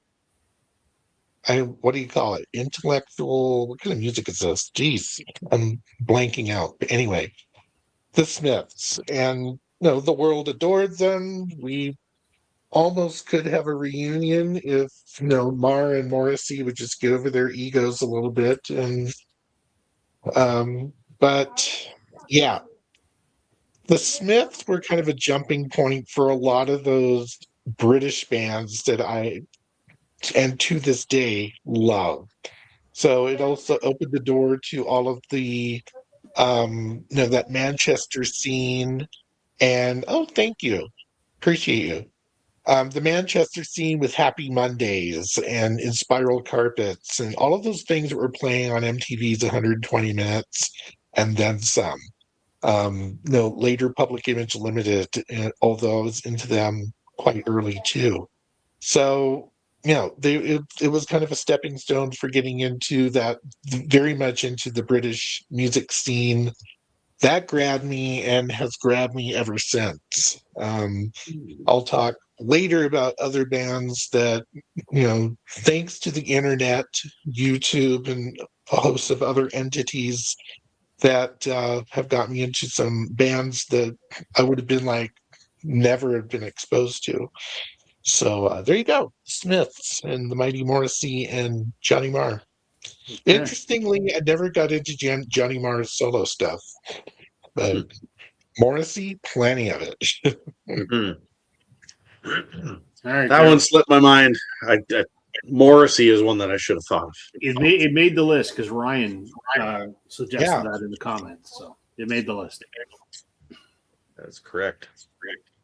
Okay, so I'm going to flip the switch here, and I'm going to go with a genre of music that I've talked about many a times for specific reasons. So, but I'm not showing the particular album that I always talk about. So, I always talk about that one album that my daughter got me that's really important to me. And it's a video game album. So the Minecraft. genre that I'm going to talk about is video games because I have plenty of those. I've shown my Red Dead, I've shown the Minecraft one, the Oregon Trail one I've shown, but I recently got one through Laced Records of a PC game from the early 2000s that became a very big hit, and later on even turned into like I think I know I've seen one of the movies, but almost a movie series. And so it came in this cool package with a classified thing that I had to open up. And this is the Hitman Codename 47 album. Cool. It's the soundtrack for the Hitman Codename 47. 2-disc set inside. Cover's really cool with the gun and the roses. Interesting. Now, if you've played Hitman Codename 47, it's the original game in the series. So side A is all the songs from when he's in Asia, when he's in Hong Kong. Then side B, he goes to the jungle in South America and the hotel, and then there's a hospital theme. It's pretty cool stuff if you know the game and just like that kind of music. And there was so the guy that composed the song, his name is Jesper Kidd, and he's done some other soundtracks. But the coolest thing to me, because I don't have any albums that look like this, is the whole split colored album. So there's this one, and then there's one that's the other one, side C and D. If I can ever get this thing back in. You know when it's a 180 gram record and it won't fit in the damn sleeve? That's what's happening there. You should get some. But the other one is you should get some sleeves from Vinyl Storage Solutions. Is what you should do. Oh, it's coming. It's coming. But the C and D one is the white and green. Nice. I think it's kind of cool. So I was listening to this the other day. It's such a cool soundtrack. Like I said, it's kind of a bummer though that I had to rip off the classified thing. It's got the top cover that kind of goes over it, but I'm going to keep it anyway because it's cool packaging, just a little annoying. But yeah, video game music. I've got, like I said, even to the point where I had a record for Endless Ocean designed for my wife for her birthday. Nice. I've forgotten about your thing with games. I know you're massively into board games, video games, all that. Yeah, I forgot about that. Mm-hmm. I thought the genre was going to be that, like Greenlandic throat singing, whatever. I had that too. What did I put? I put quirky, unusual, unexpected international pickups. There you go. That's fair. Okay. Let's get this out of the way because everyone would have picked this as the first record I was going to show. So, surprising nobody is Blue Rodeo. Who? Right? I mean, what do we say about this band I haven't already said 100 times? Canadian band from Toronto. This band literally has been the soundtrack of my life. And I'm fortunate that it's a band that I love that is local, so I see them a lot. I have seen them 54 times at last count, which is absurd. But I mean, they play around here all the time, so it's no big deal. But I've been fortunate that, I've had some incredible experiences with this band, and I am good friends with someone that played in this band for almost 20 years. And through him, there's been some experiences that I have had on a personal level with these guys that, you don't get with your favorite band, right? I've told the story before. Bob's wife and my wife were pregnant around the same time. His son was born about 6 months before our son was born, but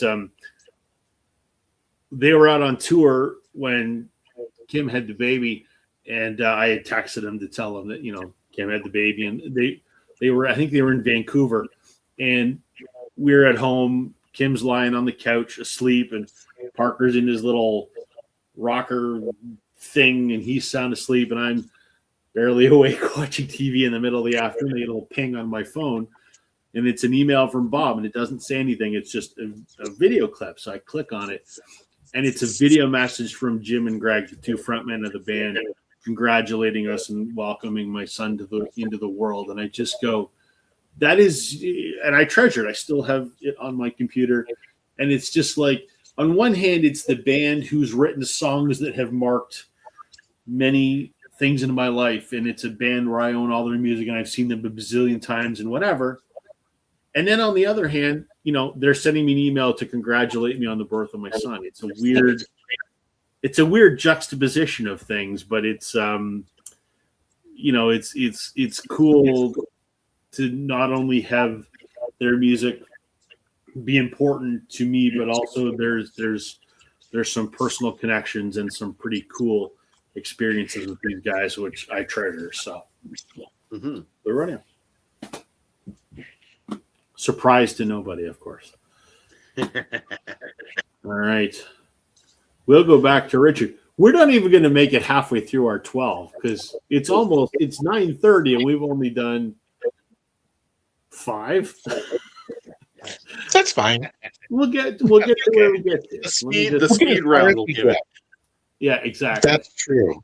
All right. That's true. Take it away, Richard. What you got next? All righty. Well, hot on the heels of loving that guitar drone of Bob Mould Husker Du from the 80s. In the late 80s, a band broke that fascinated me no end because it was using that droning guitar sound in a very different way. And it was the beginning of my love of shoegaze and all things shoegaze, My Bloody Valentine. And if I were to go through my entire record collection and pull out anything that's remotely shoegaze, dream pop, and any subgenre within, I could fill probably 2 or 3 crates of records because I have been just fascinated with the sound and feel of shoegaze music. Um, and I have to wonder if it has a lot to do with my I have hearing loss. I wear hearing aids. I don't hear lyrics are sometimes a mystery to me, even if I'm following along. Sometimes it doesn't work. But bands like this where the vocals are buried, and it's not that they're meaningless and irrelevant. If you read the lyrics to go along with some of those songs, you find some really deep stuff. But for me, it's the feel and the sound and just the raw power of shoegaze music in general.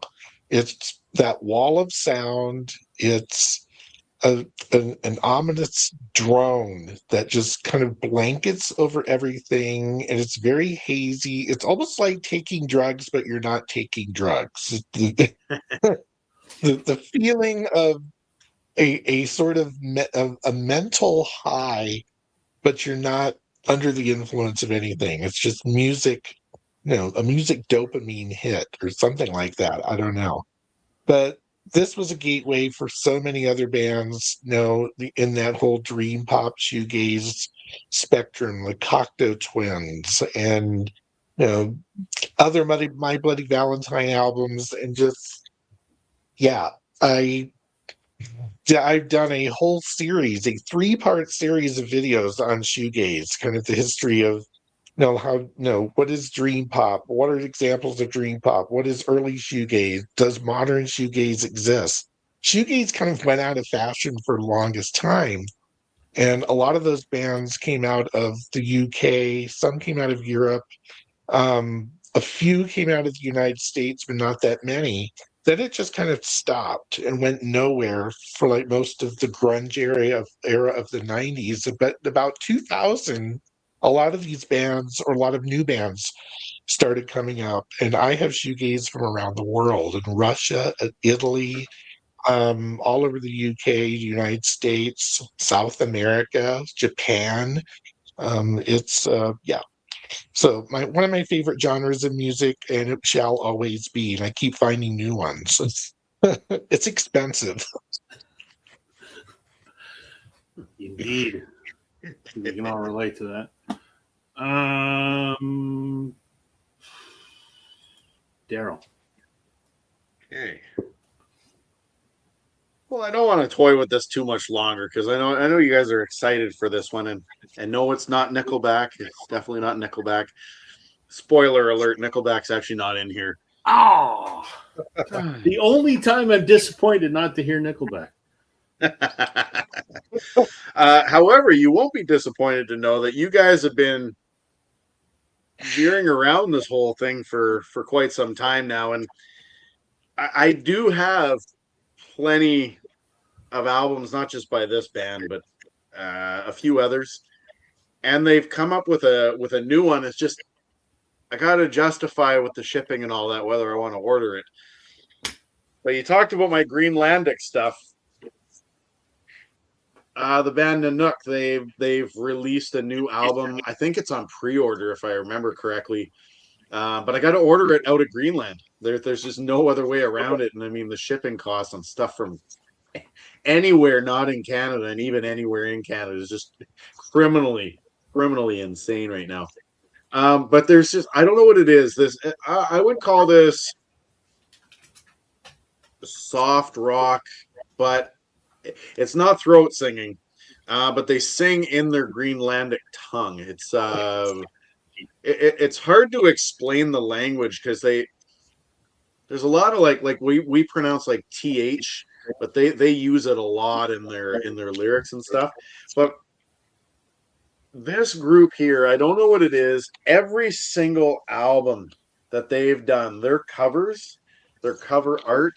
It's hard to see on this one, but that's kind of like the inside of almost like a cave. And then the backside has like the glacier, the stalagmites and stalactites and stuff. But you can just see like the songs are all in their own language, and I don't know what it is. There's just something about it. I should. I'm gonna have to. I almost ordered. Speaking of bands that sing in their native tongue, I almost ordered the Garrig by the Huh. I don't know if you guys have heard of them. They're out of Mongolia. Of course we have. Yeah. Now speaking of like, yeah, they're very unique, and I'm just all about that eclectic music from other countries in the world. I've talked about the band Jaluka, that they're an '80s band from Africa, and Osabisa, and I don't know. I just like respecting and getting to know music from other cultures, I guess. sure. And so I think that's kind of where this fits in.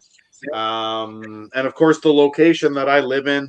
I mean, you want to hear something that everybody seems to listen to if they're at least 50 or older around here, and that is country music that is in Cree language. Country Cree music. Yeah. Interesting. So I've kind of gained an appreciation for music in genres and languages that are not my own. It might not be for everyone, but I like that stuff. So Okay.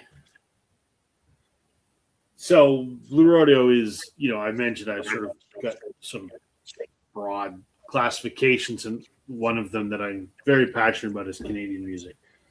And as Daryl said, there is kind of a Canadian sound. So, I guess I have to show this guy as the second.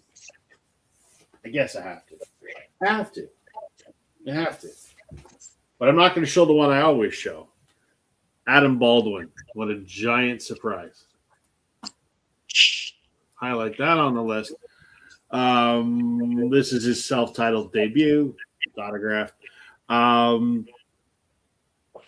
do I say about this guy that I haven't said already?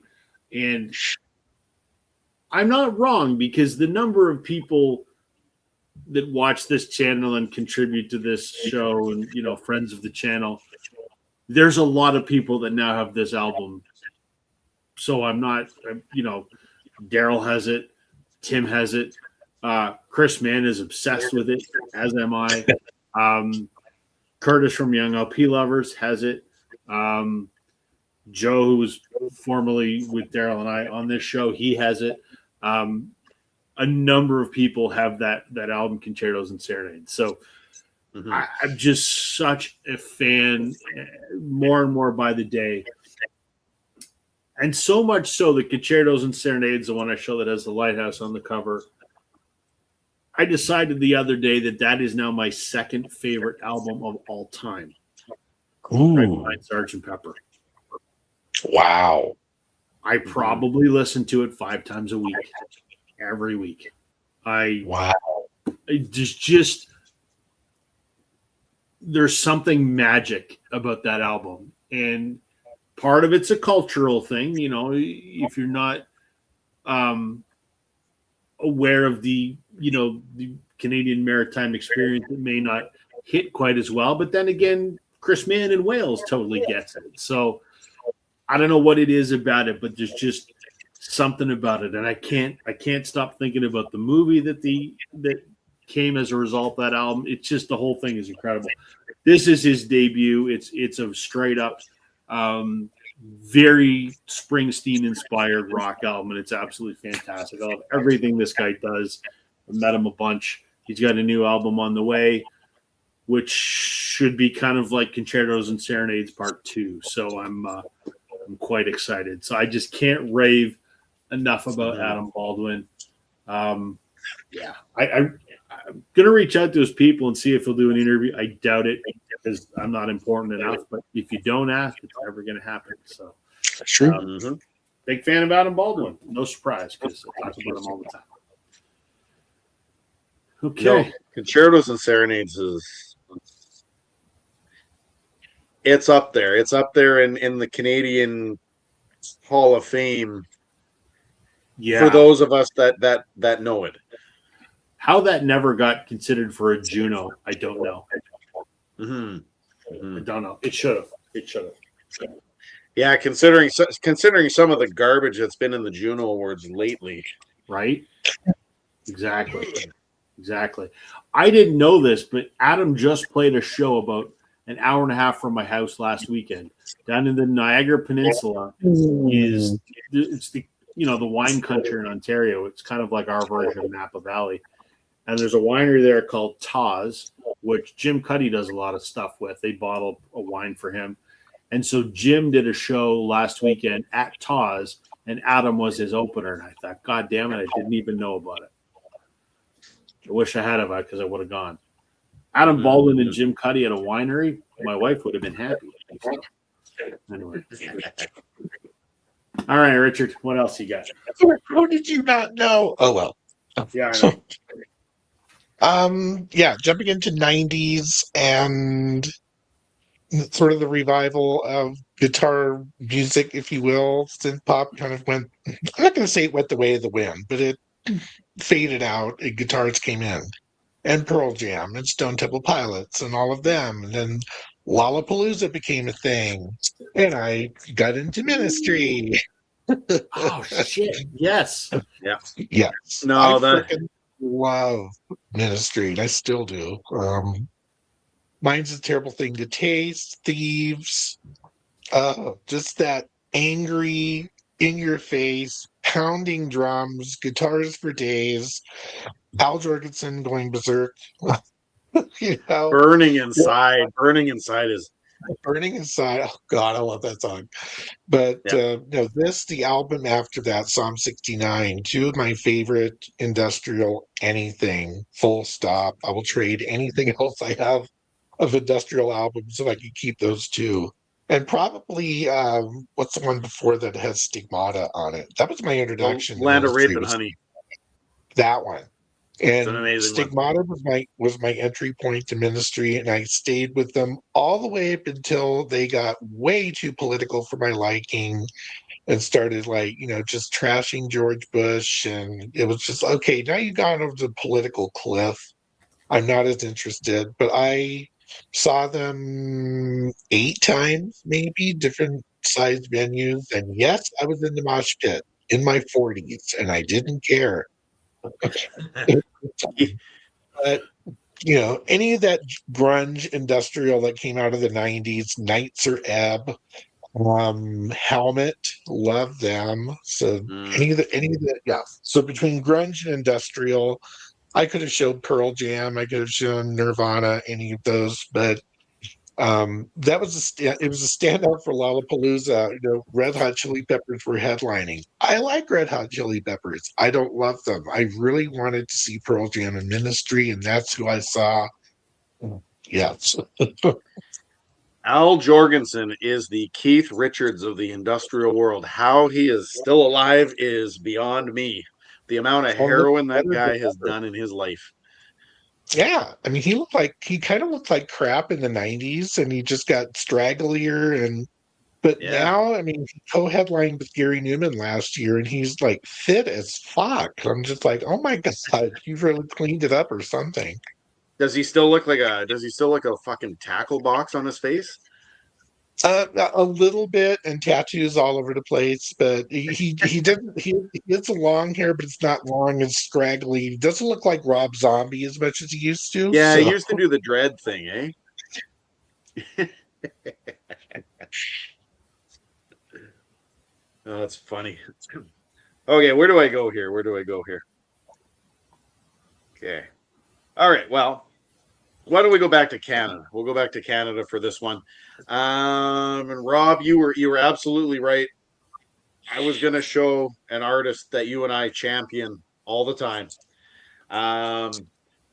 Call her the Sheryl Crow of Canada. Call her, blues artist, country artist, soft rock with ballad artist. Later albums, I guess we might even call her a little bit of not electronic, but more like like that Sunday morning song is more like, I don't know how to Yeah, it's explain kind of it. like some upbeat soul, kind of Yeah. modern R&B mixed with some rock, I guess. But Amanda Marshall, I mean, I should have held off on the Tuesday's Child album for the darn blue vinyl version of it. But I bought it because I was like, yes, I saw it in a mall when I was down south. I was like, I got to get this.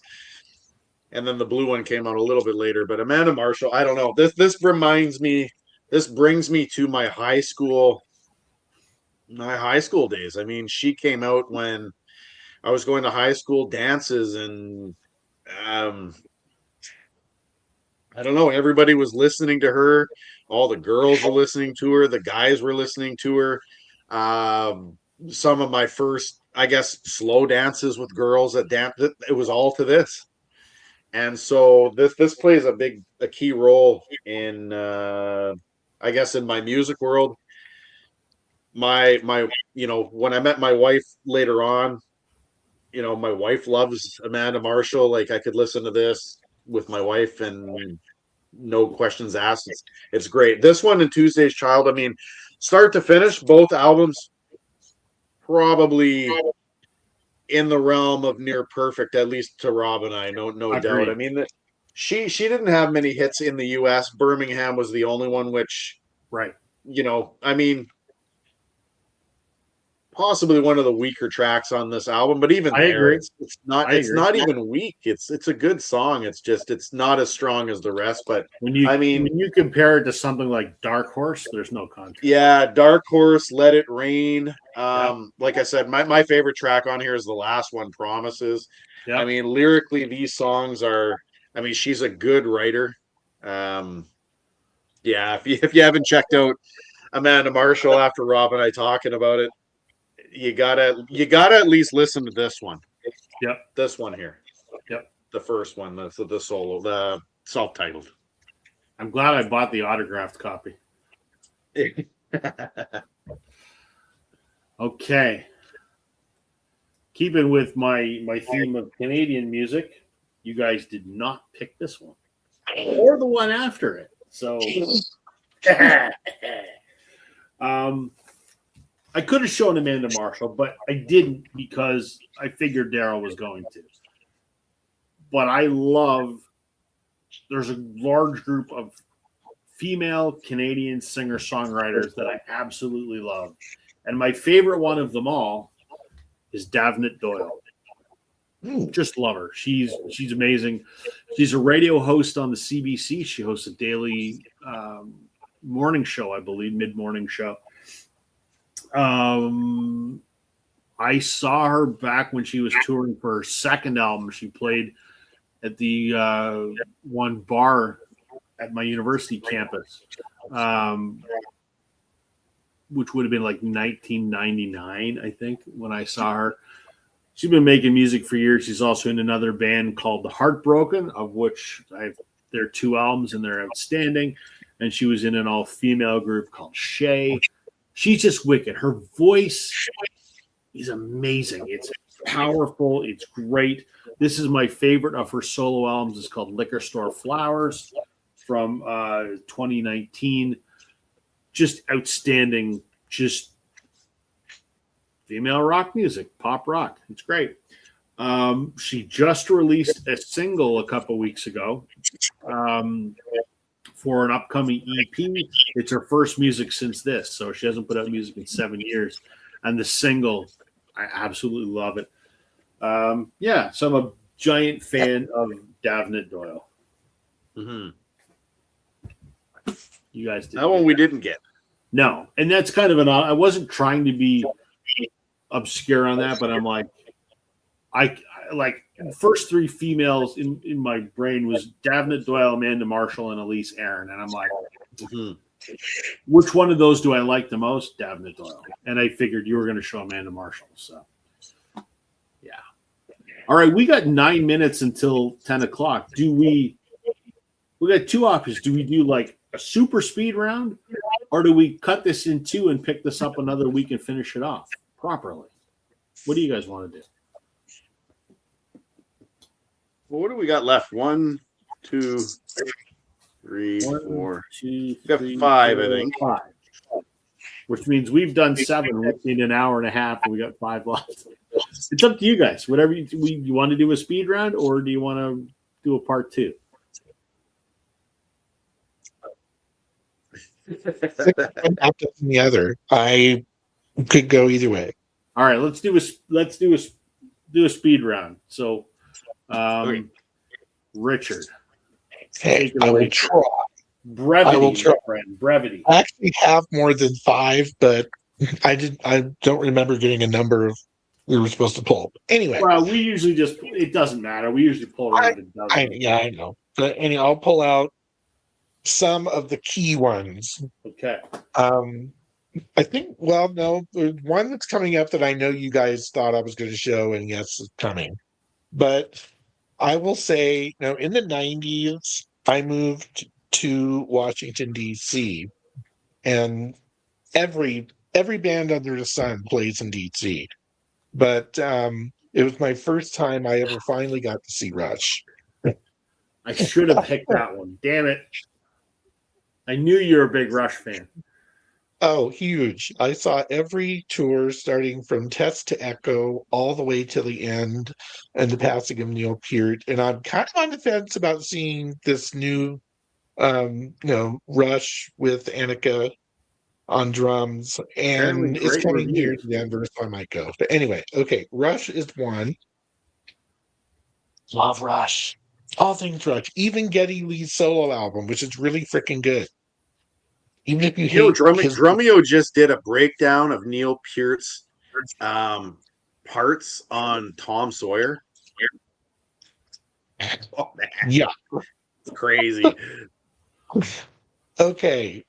A lot of things happened in DC. I did start digging into finding, because I was on the coast, so stuff was coming from England that I could find even in the used CD bins. And I would find the stuff like Feeder, who I'm huge into, is a group out of Wales that I have almost everything you can get by Feeder. But then along the line, I discovered Biffy Clyro, which is, you were right. I was right. I spelled it wrong, but I was right. You were close. Biffy Clyro are a 3-piece out of Scotland, and I absolutely fell for their sort of angular math rock, angsty take on indie rock. Fantastic stuff. This is the album to start with. It's called Puzzle. It's a little bit more accessible than some of their early stuff, which is a little screamy, if you will. They are still around, and I still adore them. They're kind of on a weird hiatus thing. What was another one I was going to? Oh, yes. We did talk about grunge, and this is almost cheating because this album has a little bit of everything when it comes to grunge, and it's sort of like if anyone ever said, what album would you recommend to somebody to hear that has a lot of different grunge artists, I would say get the single soundtrack. It is so good. And everybody is on here, or so it seems. We have who's on here? Everybody in Densum, Alice in Chains, Pearl Jam, Mother Love Bone. Paul Westerberg's featured on here a lot. I wouldn't call him grunge, but Smashing Pumpkins is on here too. So it's, one of those definitive where the music soundtrack is far better than the frickin' movie. Say that. So. Anything else? Yes. Okay, I'll do 2 more. More recently in the later 2010s and 2020s, I've noticed that a lot of bands are starting to pick up old styles of music and do new things with them. And a band that I absolutely loved, I played the living bejesus out of band stuff since this came out last year. This is Nation of Language. It's called Dance Called Memory. And it's an absolute throwback to 80s synth pop in all the best ways. There's a song on here called Inept Apollo. It is fantastic. And it's one of those ones when I go walking, I could stream this entire album and just be in, a mind state far, far, far away. So, Yeah, any of that revival stuff. One more and then I'm done. I promise. Where is it? Another group I discovered in DC came out of Iceland, of all places.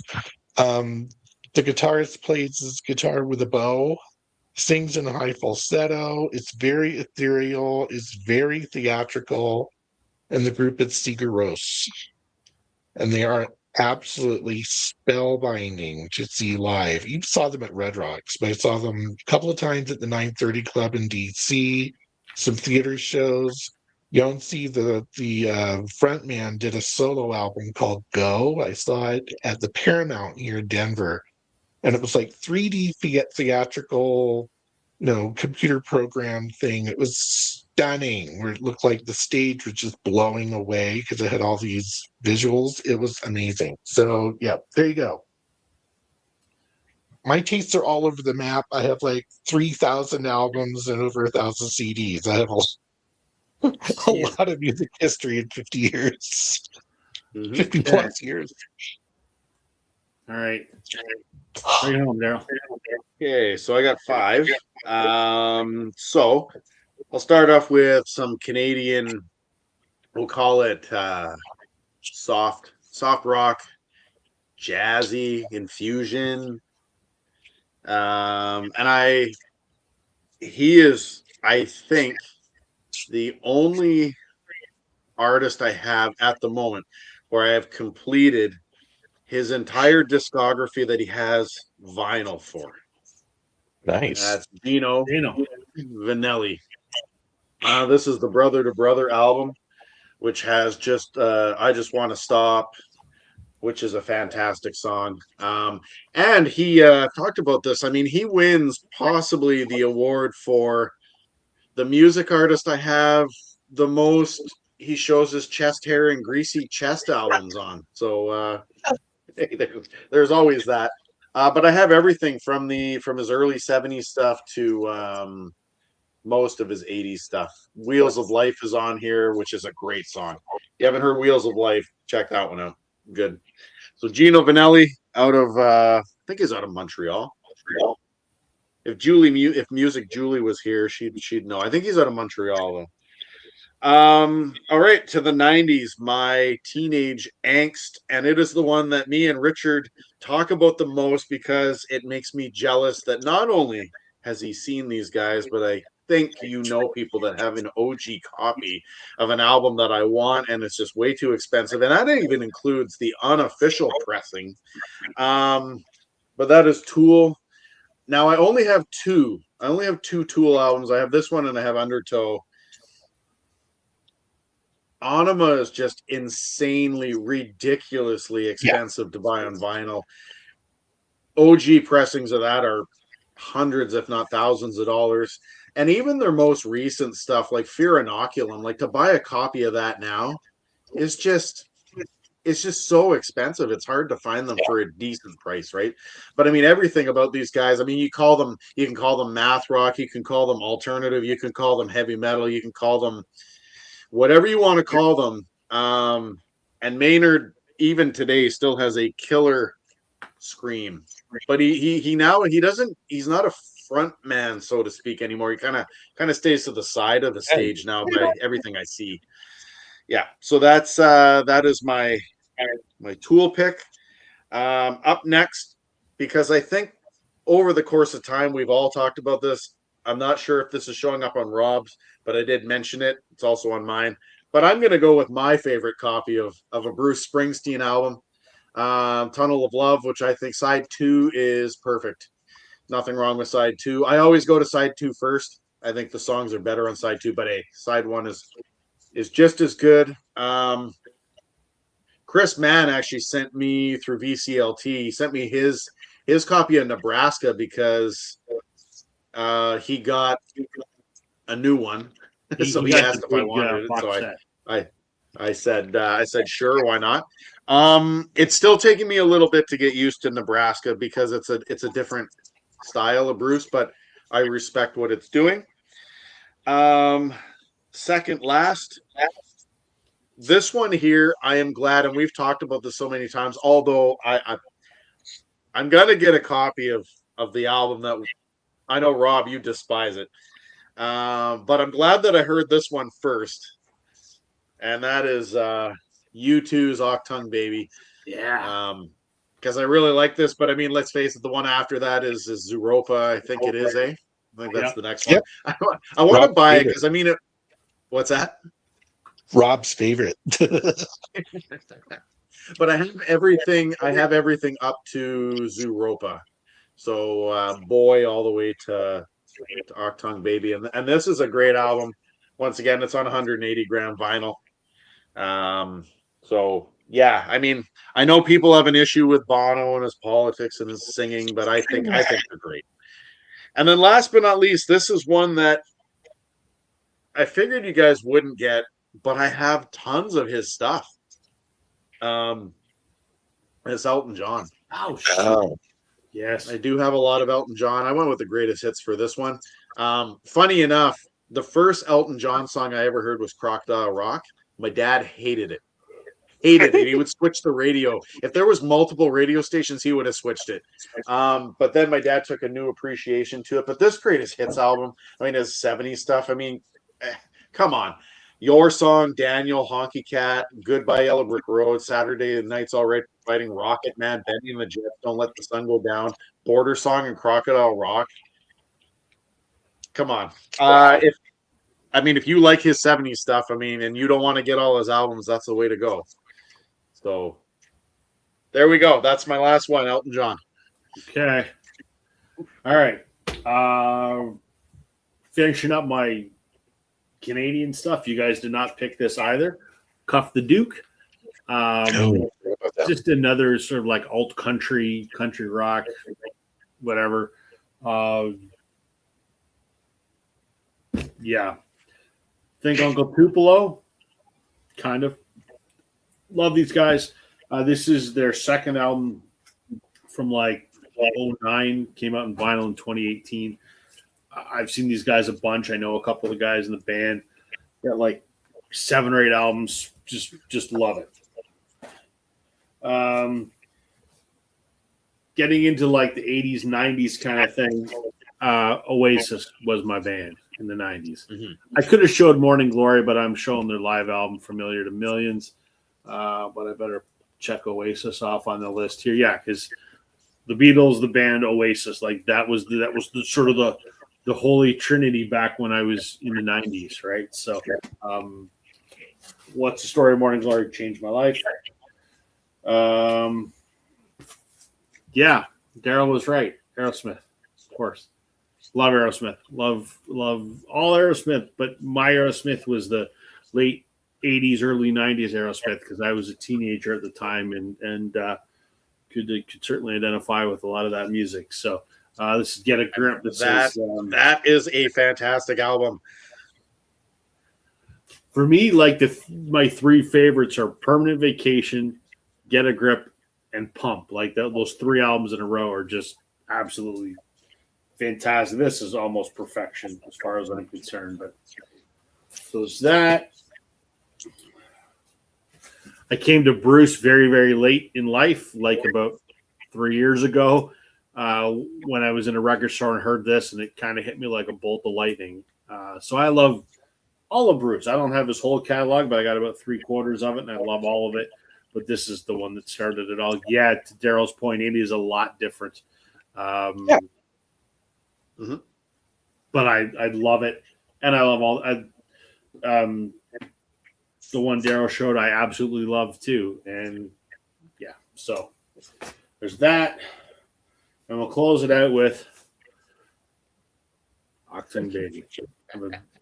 U2 is one of the first bands I ever discovered back in the very early 90s when I was, discovering music. It was the Beatles, it was the band, and then I had a girlfriend that introduced me to U2. So, huge part of my life ever since. So, There you go. What we'll do, let's pull up the screen and see how predictable we all were here. Let's do this. Share. There we go. We'll full size this just because. All right. Well, we didn't do so good picking stuff for Richard. We only got 5 out of 12. And 1, 2, 3, 4, 5, 6, 7, 8 out of 12 for Daryl.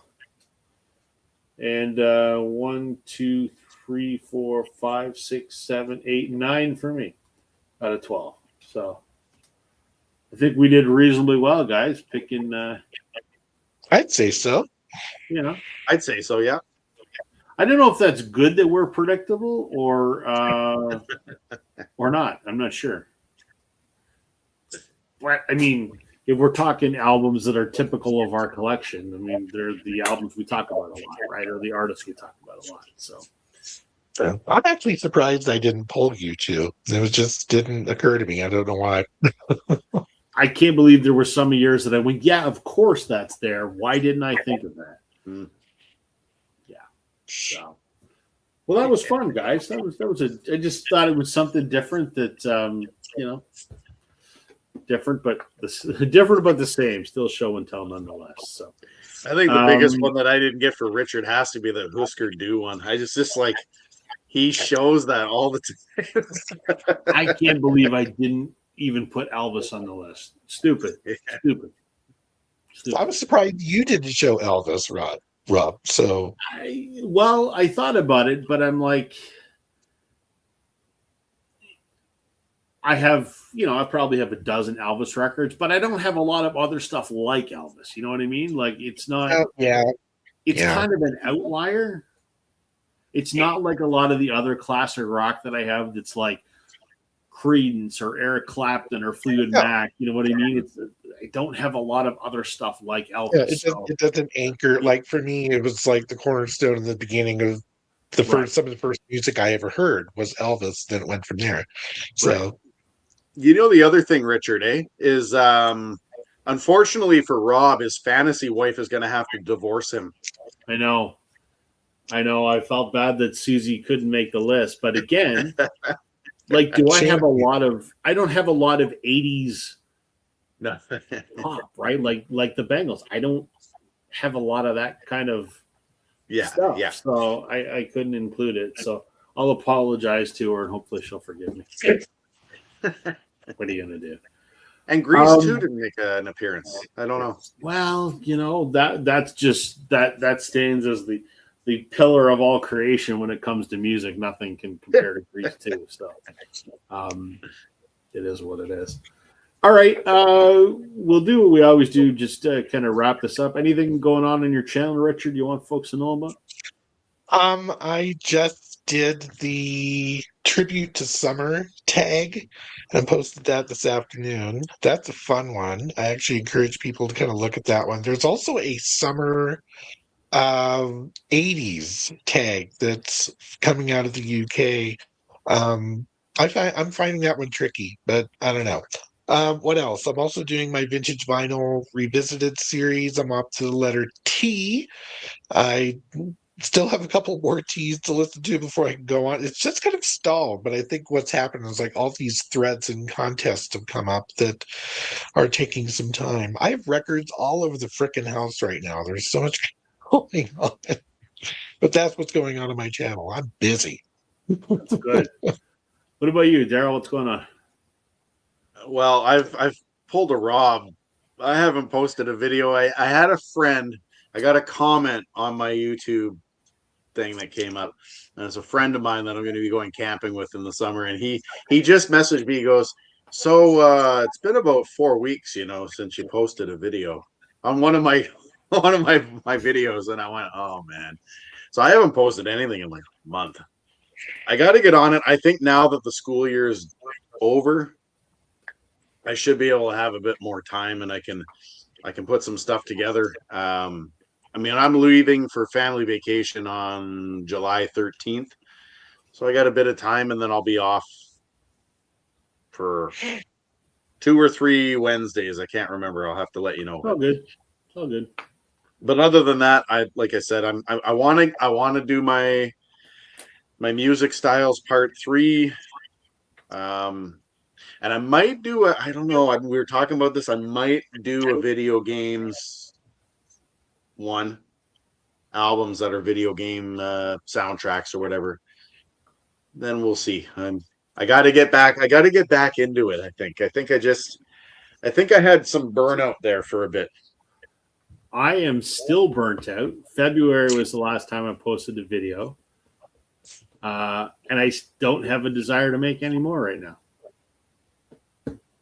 I do owe Richard the one that he and I did together. That does need the U2 one needs to get out. That one and Sam's, eh? I know Sam's is on there too. I'm not. I don't want to make a video. I don't want to make a video. I know your reasons, and it's 100%. If you're no, but I need to do it, especially with yours, because factor is real. You gave me your time, and I appreciate that. So I need to get it out. It's weird though. It's very funny because bearing in mind I haven't put out a video in call it 5 months. For some reason, in the last 3 weeks, the amount of commissions that I have received from Vinyl Storage Solutions in the last 3 weeks, it's basically one a day for the last 3 weeks, which means people are going back and watching my videos from months ago. Now, when I say commissions, we're not talking big money here. Like we're talking, some of them are like $1.50. One of them was like $9. But cumulatively it adds up. But it's funny. I could go because every time there's a sale that someone uses my code, I get a notification and tells me what my commission is on it. And for the last 3 weeks, in 21 days, there's probably been like 17 commissions. Wow. Just, and again, if you were to total all that up, it's probably like $30. But it's a record. Thank you, anybody. But I just thought it was humorous that I haven't published a video in 5 months, and I'm getting more Vinyl Storage Solutions commissions now than when I was actually making videos, which is kind of hilarious. So I placed a big order from Vinyl Storage Solutions yesterday because I needed a bunch of stuff. Didn't cost me anything because I get paid in store credit there. So it'll be a package showing up on Friday. But I just thought it was humorous that. So did those folks that are using, thank you, promo code Northern 10, appreciate it. That's it. Well, it's 10:15, so we'll wrap this thing up. Thank you, Richard, for being our guest. Always a pleasure to have you on here, man. Absolutely a joy. You're very welcome. Thank you. Daryl, we'll be back next week. I think we got a topic brewing, right? The one we were chatting about. I think we'll probably. Yeah, there was a couple we were talking about. One might take a little bit more research to do, but we'll chat about that offline tomorrow, and we might do that one because we'll have some time to work on it. So. All right. Well, we'll be back next week. Tim should be back hopefully next week. I just had a bunch of family stuff to look after today. But we'll be back with somebody else and something else.